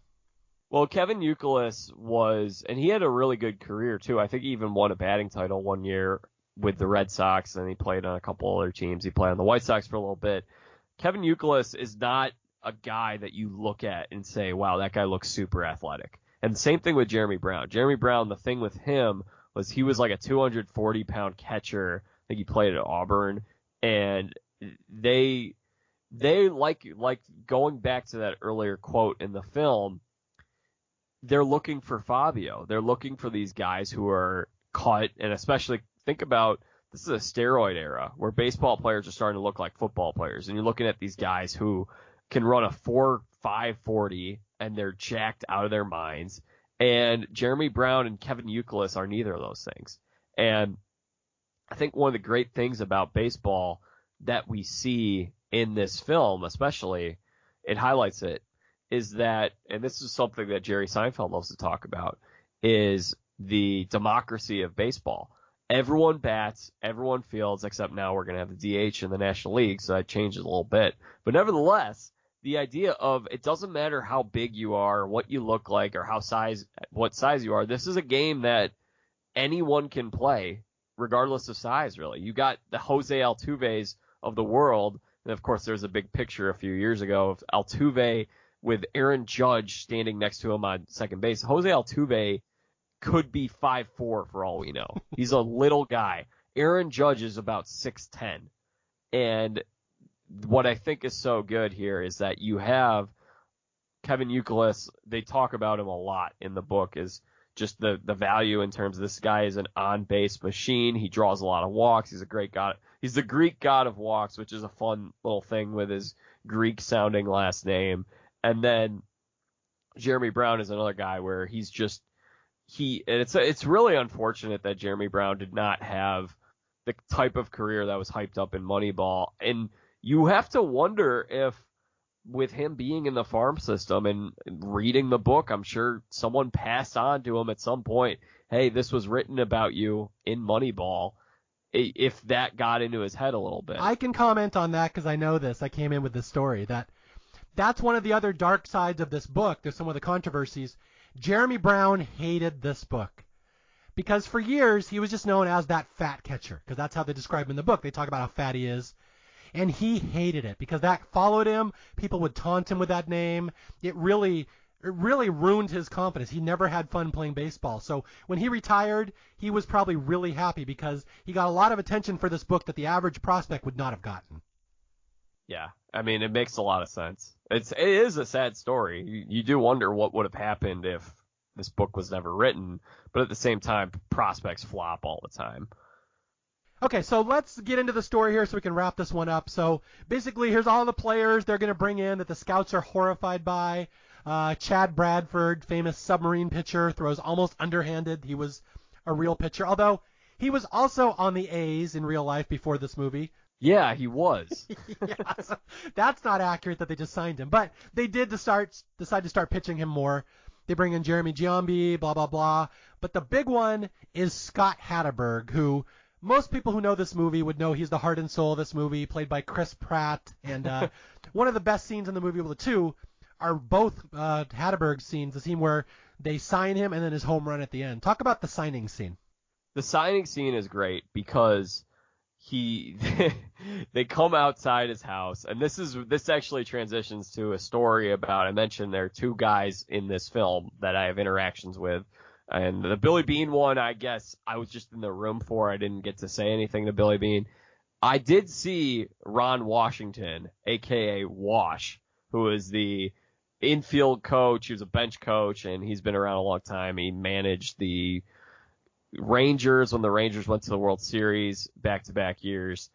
They bring him along, and I'll tell the story in a second, but Billy Bean and Wash go and they call him up. Hey, Hattie, can we talk? We'd love to sign you potentially. And he's like, all right, that sounds good. And he's like, can we come inside? We're right outside your house. And this looks like it's right around the holidays and as the off season would be. And there's a good scene here where, especially at he says, it's not that, he's like, I've never played first base before. And Billy Bean says, it's not that hard. Tell him, Wash. And he's like, it's incredibly hard. And Wash, by the way, this is where I can mention my Wash story. So I saw Wash had a sad story because he had substance abuse issues when he was managing the Rangers. So he stepped away from the game for a couple years, and then he came back and he was no longer managing. But he actually, do you know where he went when he came back after he was a bench coach once again? Do you know where he went? What team? Texas, I know at one point, right? Well, that's where he managed. But then after he left Texas, he went back to Oakland. Billy Bean brought him back, and it was right when he got brought back. I was at spring training that year. It was 2015. I was watching batting practice. I was right behind, it's spring training, so you have a lot of access to players. And Wash is just kind of walking around, doing his thing, playing pepper with some of the guys. And, he just looked like a friendly guy. He looked right at me, and he was pretty close to me, too. And I nodded at him. I said, Wash. Or no, I didn't nod at him. I just said, wash, as he looked at me. I said, wash, and he just nodded his head and smiled at me, and then he continued his day. It's your brush with greatness right there. Yeah. The guy who taught Chris Pratt how to play first base.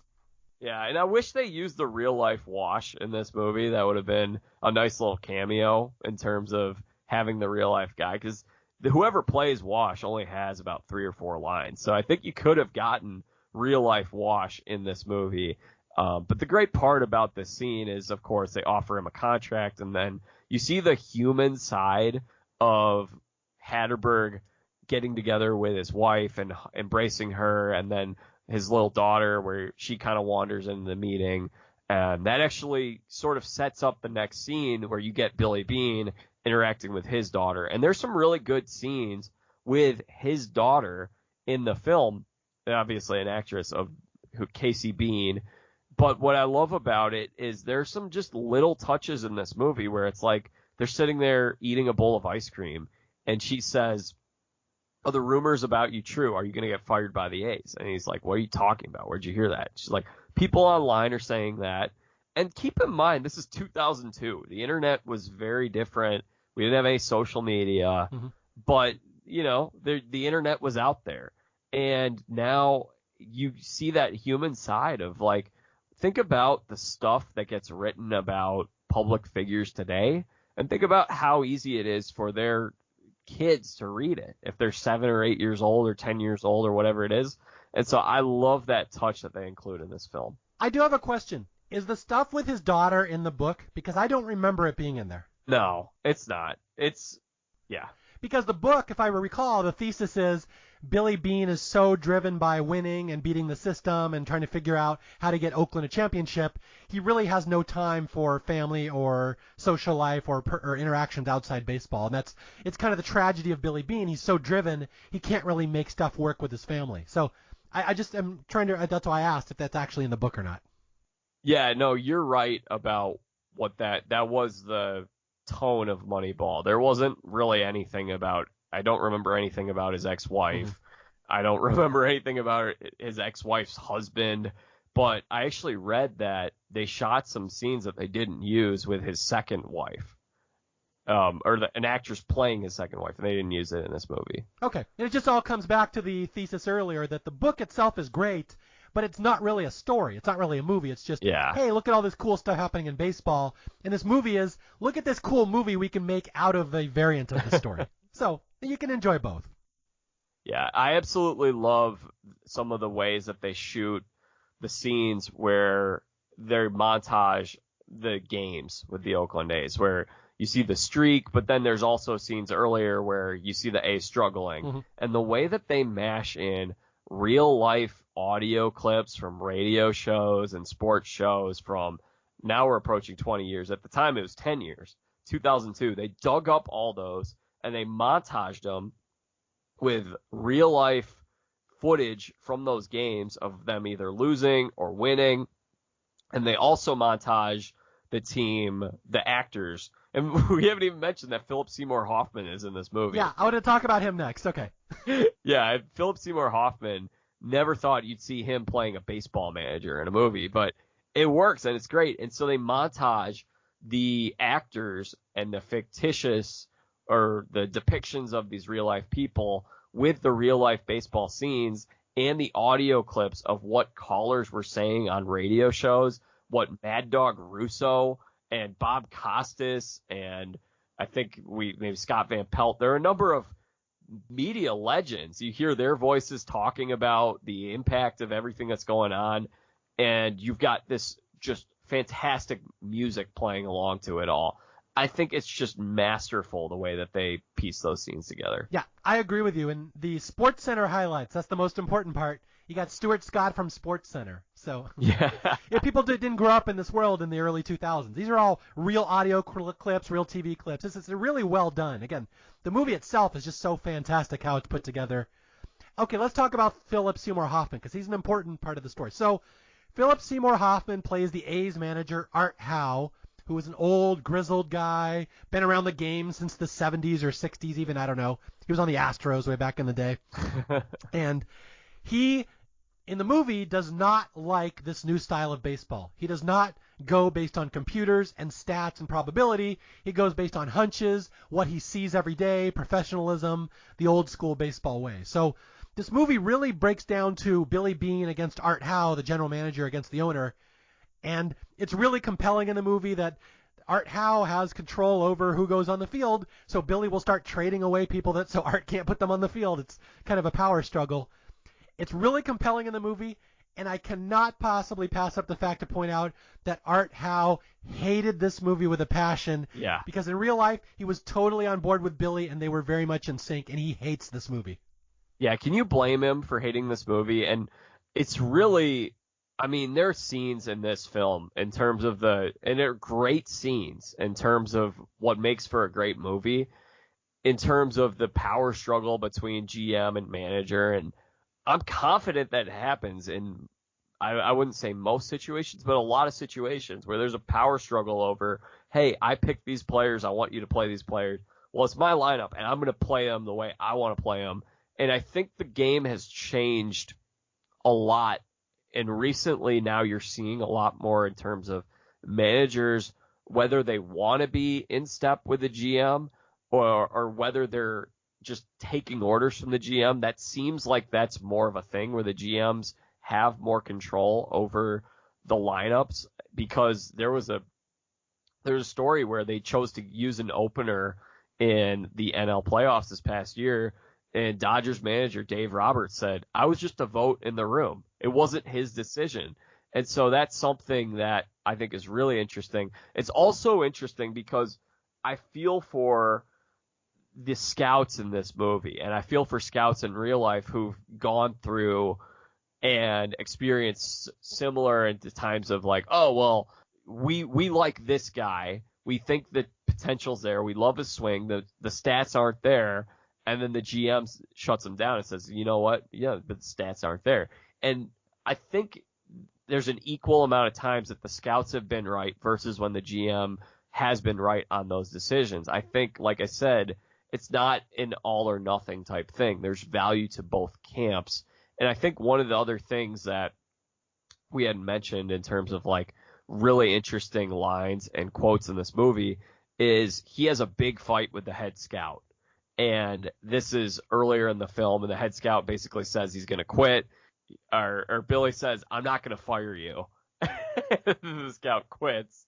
And one of the great lines is they're going back and forth about this idea of like you're stuck in the dinosaur ages and how you need to. One of the great lines is adapt or die. And someone that you're going to have on this show to talk about another movie, Paul Oren, he was one of my professors at Valparaiso University, and in at least two of the classes that I took, he used that clip to talk about how you have to, in whatever you're doing, adapt or die.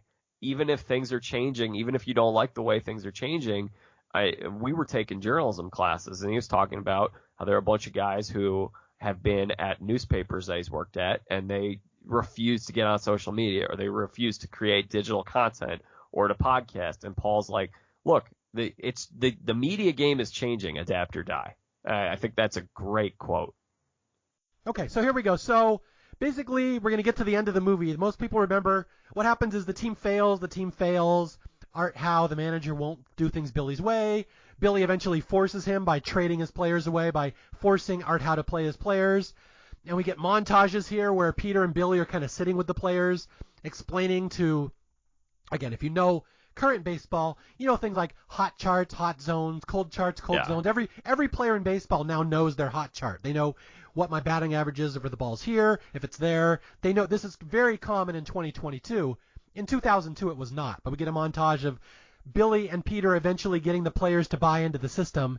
And this is, if I remember correctly, Mario, it feels like hot and cold charts were more of a video game thing before they were something that we were seeing in the big leagues. I remember seeing this in old 1990s baseball video games. Absolutely, yeah, because they have to figure out a way to simulate skill levels at different points in a game more than real life. Yeah. But there's two controversial things. I really want to bring this up because this is both a plus and a minus of Billy Beane's Moneyball system. And they bring it up in the movie as a plus. A lot of people over the years have brought it up as a minus. And that is Moneyball the key to Moneyball is every out in the game is gold. You cannot waste an out. And because of that, Billy's team famously would never bunt. And the other thing is they famously would never steal a base because it's too risky to try to steal, so they will never ever take that risk and add a potential for another out. And this is very key to whether you like or don't like Billy Beane's style of baseball, because I know a lot of National League fans are probably rolling in their graves right now saying, you don't steal and don't bunt? Yeah, that's a great point in terms of AL versus NL, because in the American League, you're going to have 9 chances to get a hit. And in the NL, you have 9 hitters. In the NL, you're going to have 8 hitters.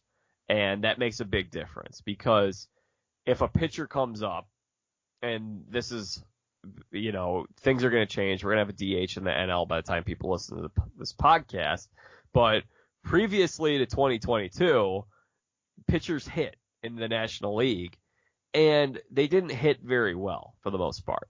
So the pitcher spot was used to lay down the bunt to advance a runner.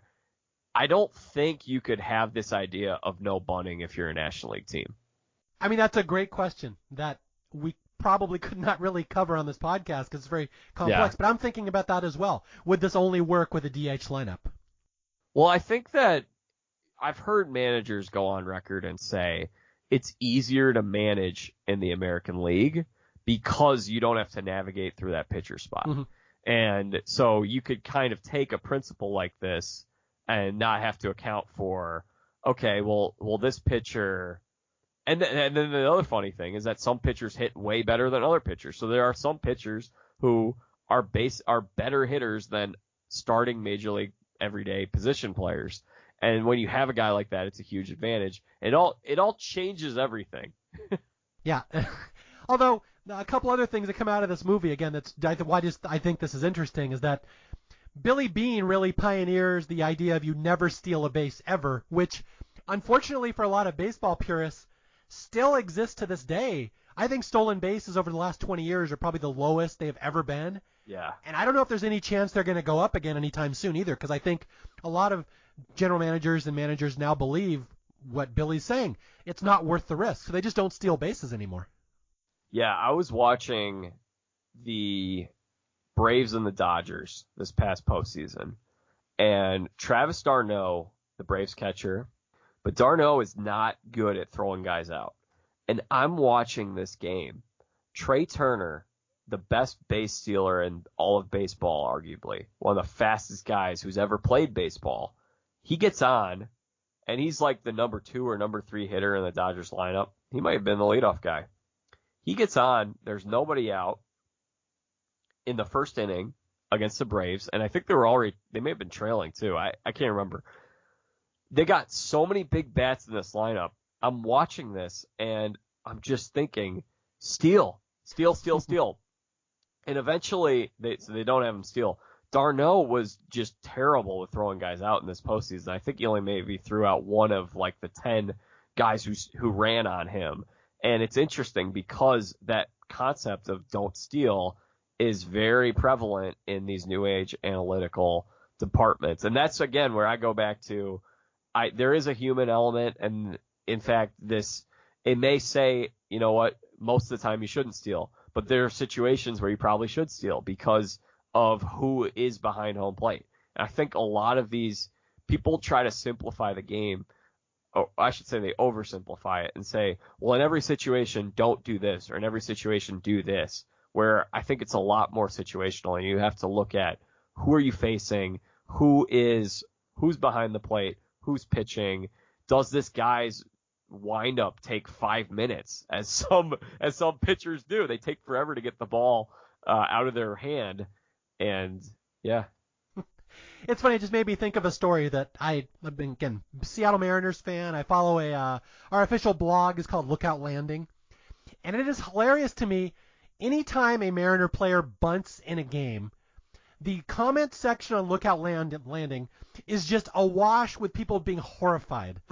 Why would you bunt ever? That is so stupid. You don't waste outs. So just to point out the legacy of Billy Beane and Moneyball, to this day, again, that's the defining trait among all these Mariner fans I watch. They cannot believe a manager would ever bunt. They think it's the stupidest thing ever. And so they just curse words right down the message board. It always makes me laugh. Yeah, I was seeing a lot of people freaking out. It's something that was a fun little plot line for this past season was Tony La Russa just came back into the game. And Tony La Russa, when he managed the A's, when he managed the Cardinals, it was like, man, this guy is such a progressive-minded manager. He's ahead of the curve on a lot of stuff. And now he comes back and he's like the old man, and it's like, oh, he's stuck in the past. And I actually think La Russa did a really good job in his first year managing the team, and I'm interested to see how the Sox, how things go for the Sox for the next couple of years. But that was happening this year. When La Russa was having guys bunt, he was getting wrecked on Twitter. These 20 or 30-year-old guys who are the bloggers are like, what a moron. Why would you ever bunt? Again, I don't know if you guys, if you aren't real baseball, like big baseball fans, if you are amused by these stories, but it's just so hilarious seeing how the perception of baseball and the interaction of fans with the team has changed over the years. And I just find this kind of stuff funny. Oh, I do too. Absolutely. Yeah, for sure. Yeah, back in the 80s, 70s, 90s, the manager was God. What the manager said went. And that is not the thing anymore. Now, like, practically the team has social media contests where the fans can vote on Twitter what they should do tonight. That'll happen at some point. Oh, yeah. Yeah, the audience should get to vote. I also think it's interesting because there's a point in this movie where they show Peter Brand and Billy are sitting in the office and they have the TV on and talking about the news, and they're like, what's really happening here is Art Howe is just doing such a great job at managing this team. And that's still, like, that is the thing. The San Francisco Giants this past year had a year where they won 107 games and nobody saw them coming, and the manager Gabe Kapler is the one who got most of the credit.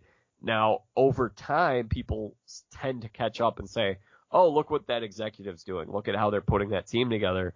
But the immediate initial reaction that people have when they see a team that's having success that might not supposed to be having success, or when you look at a situation where a team loses a Giambi or a Damon or a Jason Isringhausen, who, man, I want to talk about Isringhausen in a second, but that situation, the immediate reaction is to always say, look at the manager, not look at the guy in the front office box. Okay, well, what do you have to say about Isringhausen? Because I want to wrap this podcast up. We got to finish it off here.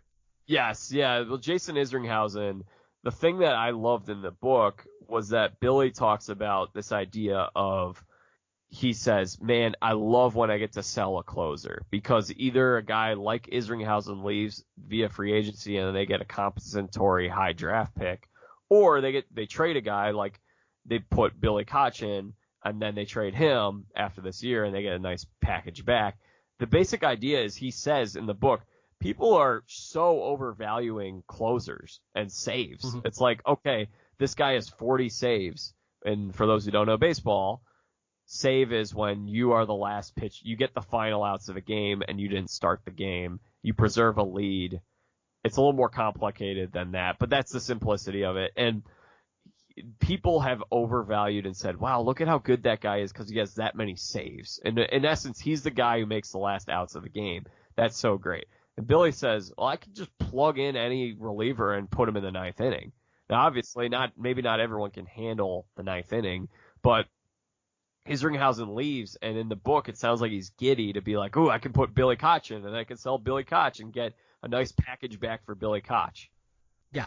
That mentality still, for our listeners, does exist to this day, that most of the good teams don't give a rip who their closer is. You could put anybody out there, they say 40 games, you just sell real high on them to some sucker that'll pay their salary and put anybody else in there the next year. So that's very much a new school mentality that really does kind of start with Billy Bean here.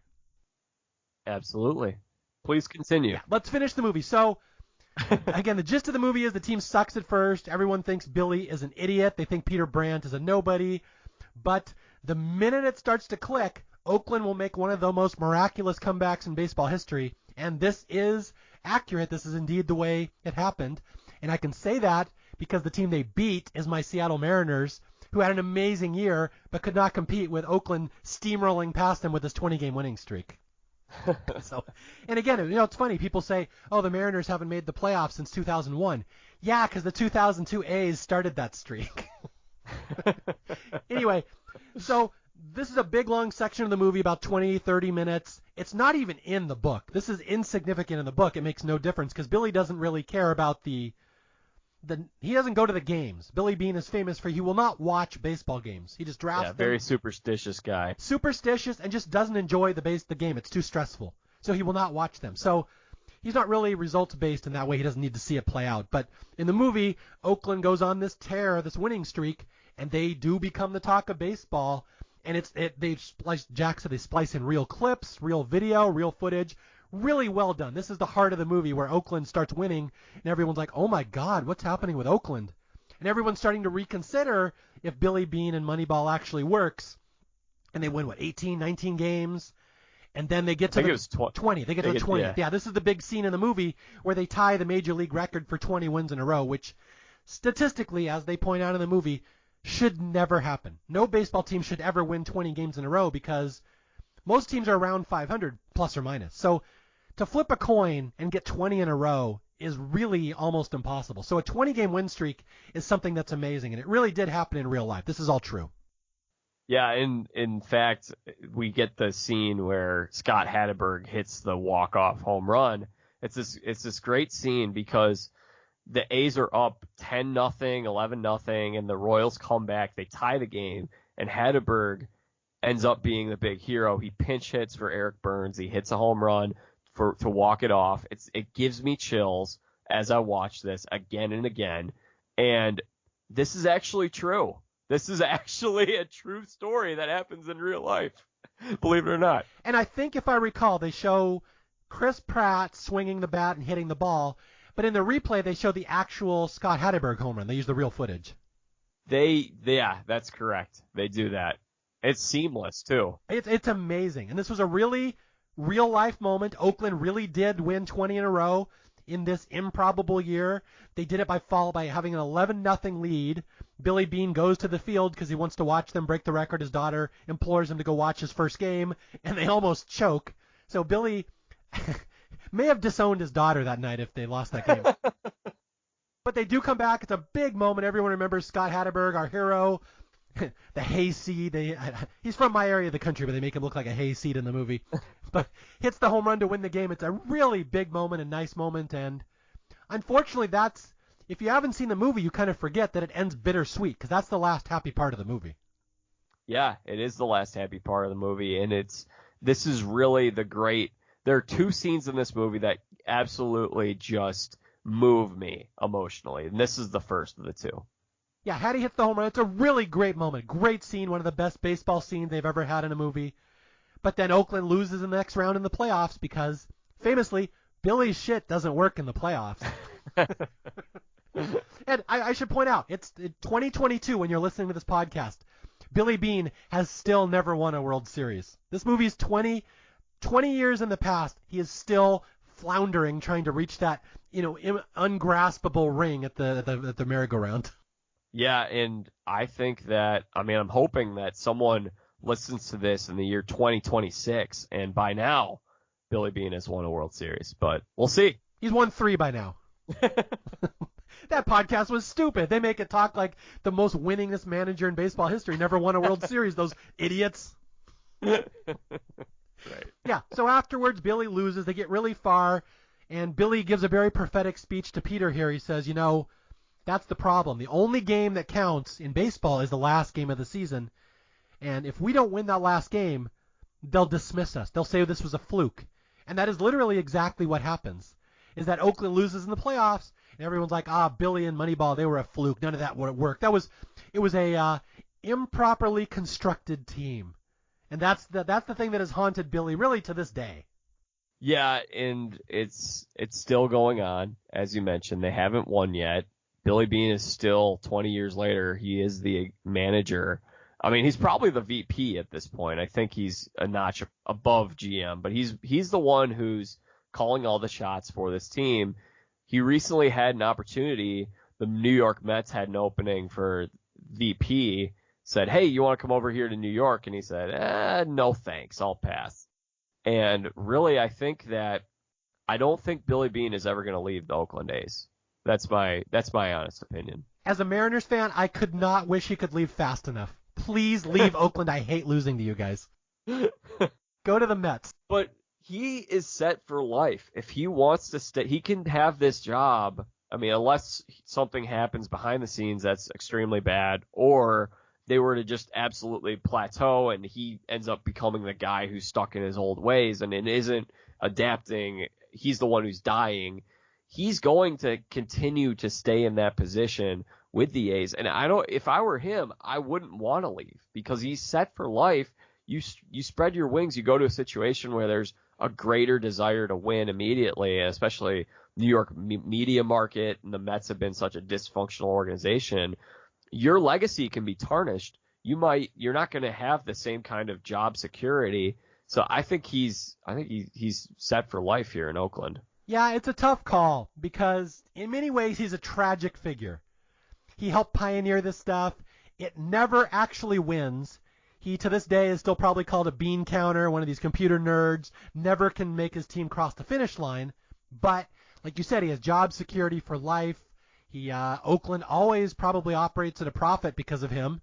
They succeed in spite of every variable that says they shouldn't. So it really just depends on how much winning means to him now. Like in 2002, this is all he wanted. I want to beat the system. I want to win. I don't know if he's still that hungry in 2022. I couldn't tell you. But like you said, he now owns the team, basically. He's set for life. He could do whatever. So maybe it's more of a disadvantage to go somewhere else and have your legacy tarnished. I don't know. I'm not him, but I do see the argument. You could say he's a very tragic figure, though. Yeah, and I think that the movie actually helps him in that regard because when we were out in Oakland, we met up with one of the marketing directors for the team, and he was talking about just how hard it is to get people to come to the games. And hopefully for their sake, they get a new stadium built eventually, maybe in a nicer part of town where people want to come out to the games a little more. Everyone's leaving Oakland, which is sad for that community, but it's not a great area. It's not a great ballpark. And I think what the marketing director said was after Moneyball, basically, this was 7 years ago, and it's probably going to stay the same for the next 10 years or so. People, when they get a tour or whenever they talk to someone who works for the A's, they always say, Oakland A's are my second favorite team because they're charming, they're likable, they're always a great story. Everyone wants to see it, and Moneyball brought this story out to not just the baseball fans who already knew about it, but the casual people who aren't even baseball fans, love this movie. Yeah, tell me if you've heard this before. The A's are my second favorite team behind Seattle. Now, you didn't mention it. Do you know the big problem the A's face? It's not so much that they are in a bad area of town or that people don't want to go to their stadium. Do you know what the bigger problem is? Because I know that area real well. Is it something with the local government? It is the fact Oakland wants to expand south to San Jose. Now, I don't know if people know, San Jose may be the richest part of the country. It might be, because that's Silicon Valley. There is so much money there and so much love for baseball. Oakland going down to San Jose would be amazing. They would be a huge draw. But the San Francisco Giants have staked a claim there since the 60s that say legally they own that fan base, that San Jose is theirs, even though Oakland is physically closer. So Oakland has been fighting with San Francisco for years to try to move down there into all the money. San Francisco and the league has blocked them, and it's been tied up in litigation for decades. Yeah, I think I had heard a little bit about that, and I've also heard that they've wanted to go to San Jose for a long time.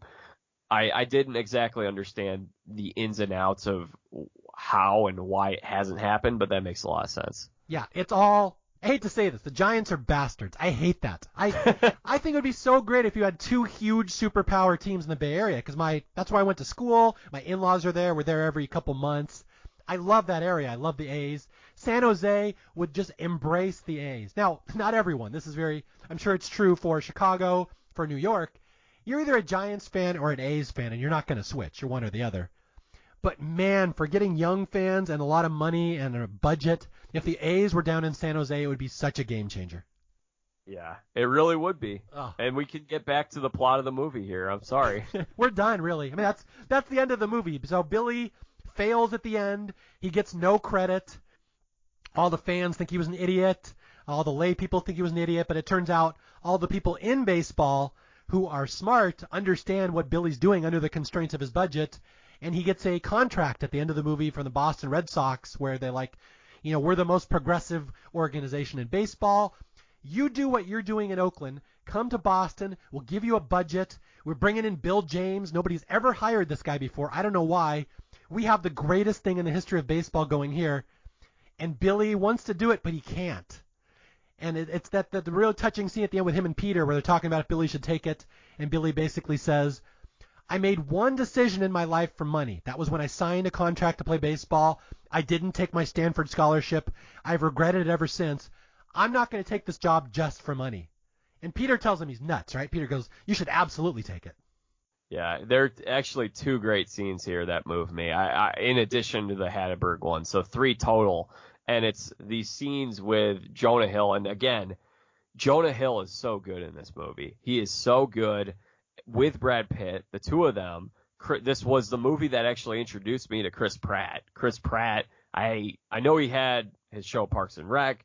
He was early in his career. This was probably the biggest role he had gotten at this point in his career. And I think this is an important movie for, several people that are involved in the production of this movie. This scene that you mentioned, they're sitting around and they watch this clip of Jeremy Brown hitting this home run. And Jeremy Brown hits a home run and, well, I guess I spoiled it, but he's scared of running to second base. This was a real life thing because of he was an overweight guy. We talked about him earlier. And as he's rounding first, he has a big hit and he decides, I'm going to try to go to second base. I'm going to stretch this out into double. And he falls and he slips and it's his worst fear. It's something that he had feared basically. I don't want to fall. And there are these weird things, these baseball players. John Lester couldn't throw to first base and Chuck Knobloch had problems throwing the ball to first base. Like, baseball is a game where you have these weird mental blocks that can be unlocked and locked. And Jeremy Brown, for whatever reason, does not want to round first base. He does. He falls on his face, and people are laughing at him. And he just looks so embarrassed. The reason he ends up finding out the reason why people are laughing at him is because he hit the home run and he didn't even realize it. The ball went over the wall. And there's a lot going on here in terms of Peter Brand telling Billy, look, this is what you did. You're so hyper competitive.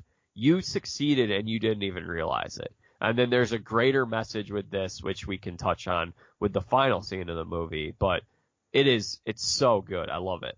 Yeah. So this is the denouement to the movie, Billy deciding if he actually succeeded this year or not. All the smart people in baseball say he did. All the idiot fans on social media and talk radio said he didn't. And Billy has a choice. Do I want to go to Boston?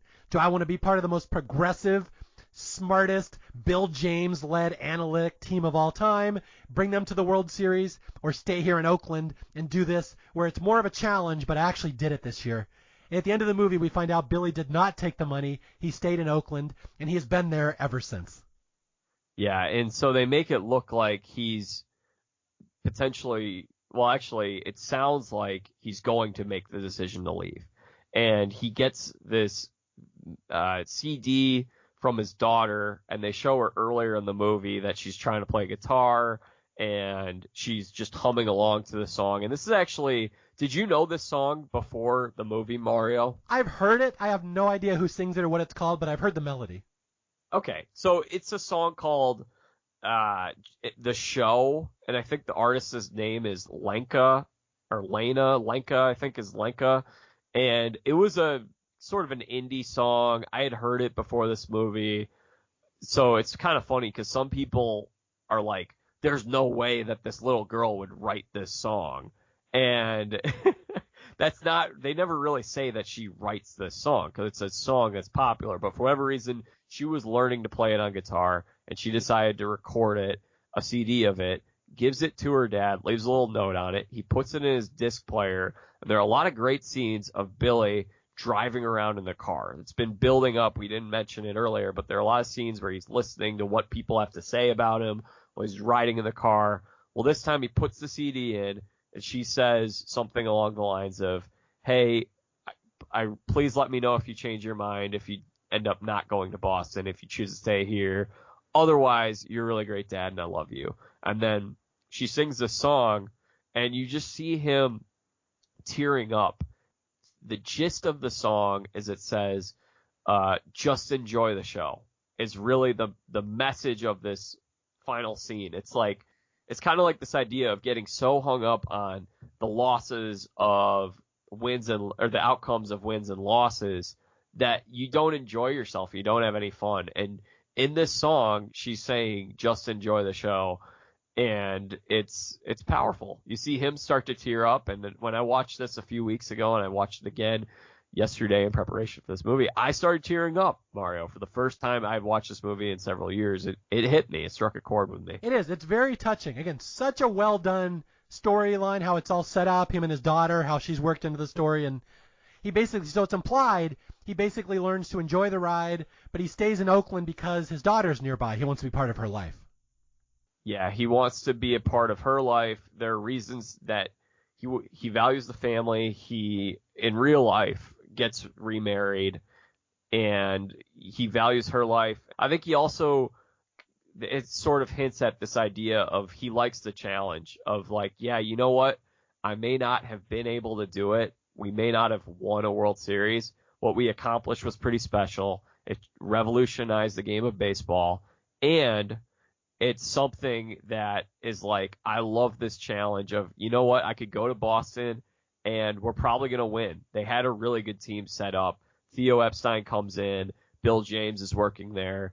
And really, Theo gets a lot of credit, but he didn't have to change much to that team. It was a team that had been in the postseason again and again, high payroll. And he knows, you know what, I could go to Boston and I'm going to have a much easier time winning a World Series there. But if I win here, it's going to be so much more meaningful. This is not in the movie, but I would extrapolate a little bit from the book, is that Billy's always had this rage in him.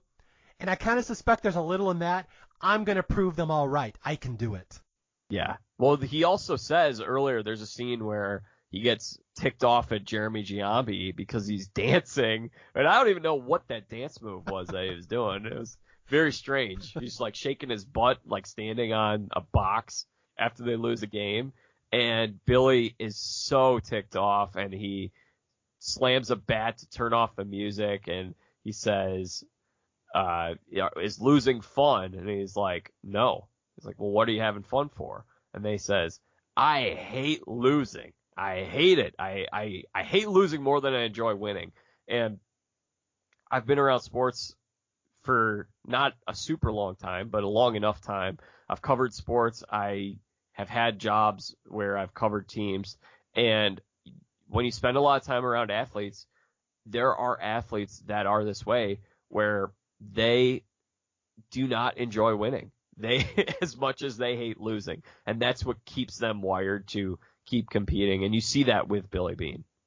And I guess at this point we should mention the extreme gut punch of an ending. So Billy's made his decision. He's not going to take the big money with Boston. He's going to stay in Oakland. He's going to do it his way, the Oakland way. And then it roll credits. It's a nice little moment. And now we get the little epilogue where they print a couple words on the screen where it's the kind of thing that kind of ruins the story a little bit for Billy Beane here. It says, Billy turned down Boston's offer, $12.5 million a year, which would have made him the highest paid general manager in the history of sports. 2 years later, the Boston Red Sox, the team that was trying to hire him, win the World Series for the first time since 1918, ... using Oakland's tactics. So it's again, kind of a tragic figure, Billy Beane, that all his tactics were proven to be right as long as they were implemented on a team with a budget, and had he gone to Boston, he would have been proven right. But to this day, people still think Billy can never quite cross the finish line because only Boston was able to do it using his tactics. Oh, and then the final part, it just says, Billy is still trying to win the last game of the season. Yeah, he tried. He tried, man. I mean, it's such a Boston thing, right? To take that from somebody else. Like it's so emblematic of the city of Boston. I was just saying it's funny how you say that because it's really generational depending on when you grew up. Me growing up in the 70s, 80s, and 90s would find that the funniest sentence ever. Don't we hate it how Boston always wins everything from everybody? But since then, they become a powerhouse, so whatever. Yeah, no, they're Titletown USA of the 21st century. Before that, though, they were not. They certainly were not. I was just thinking in terms of like the whole Boston person type thing of like, hey, yeah, I'm taking that from you. You're going to, yeah.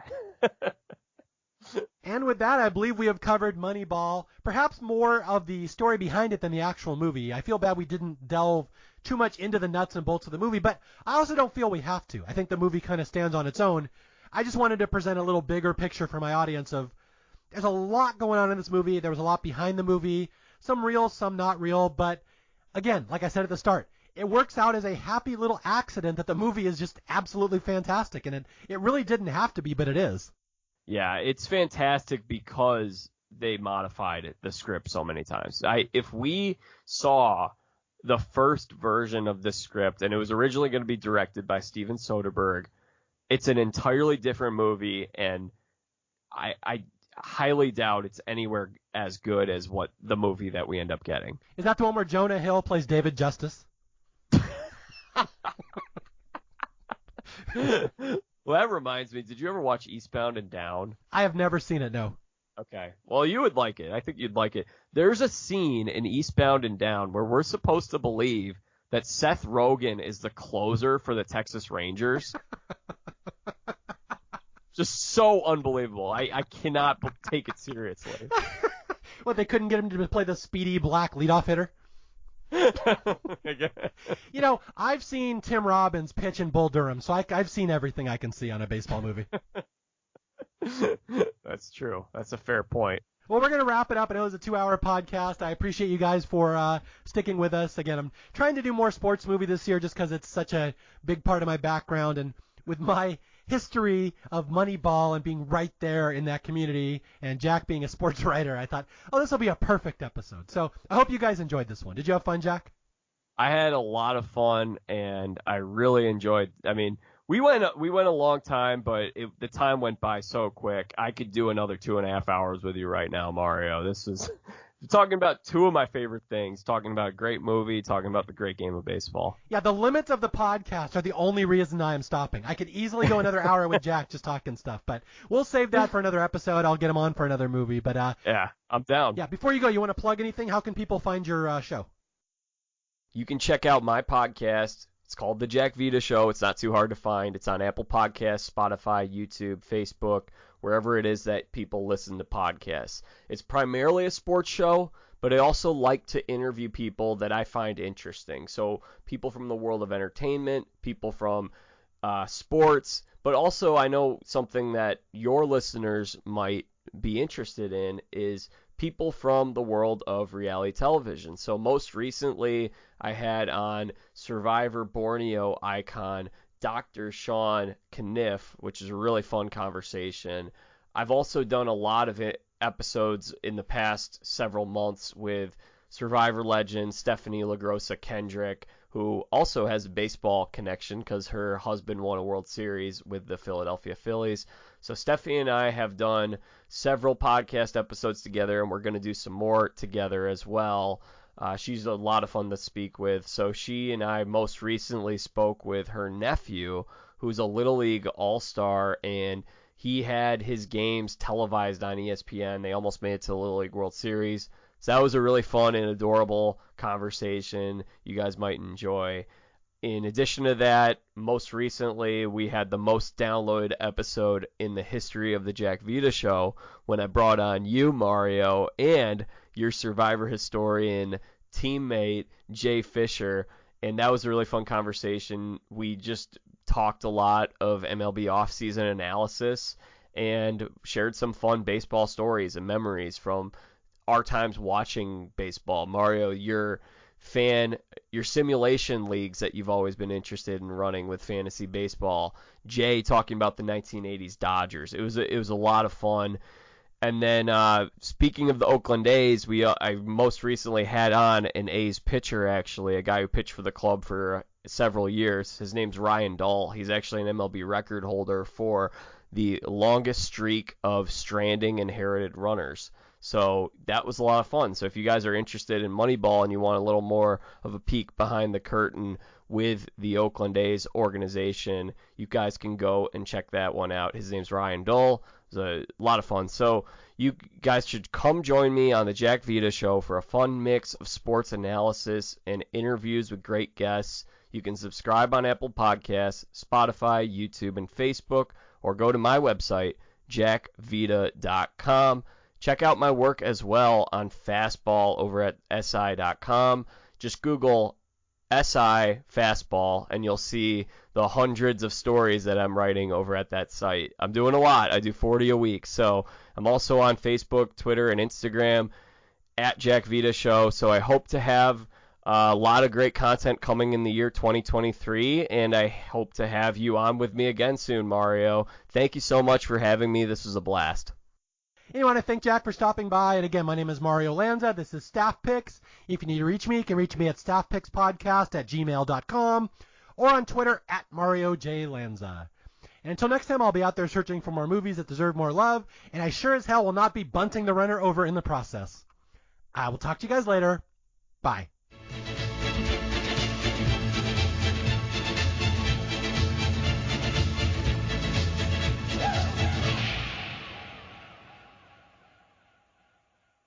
You don't know how to play first base. Scott? That's right. It's not that hard, Scott. Tell him, Wash. It's incredibly hard. Hey, anything worth doing is.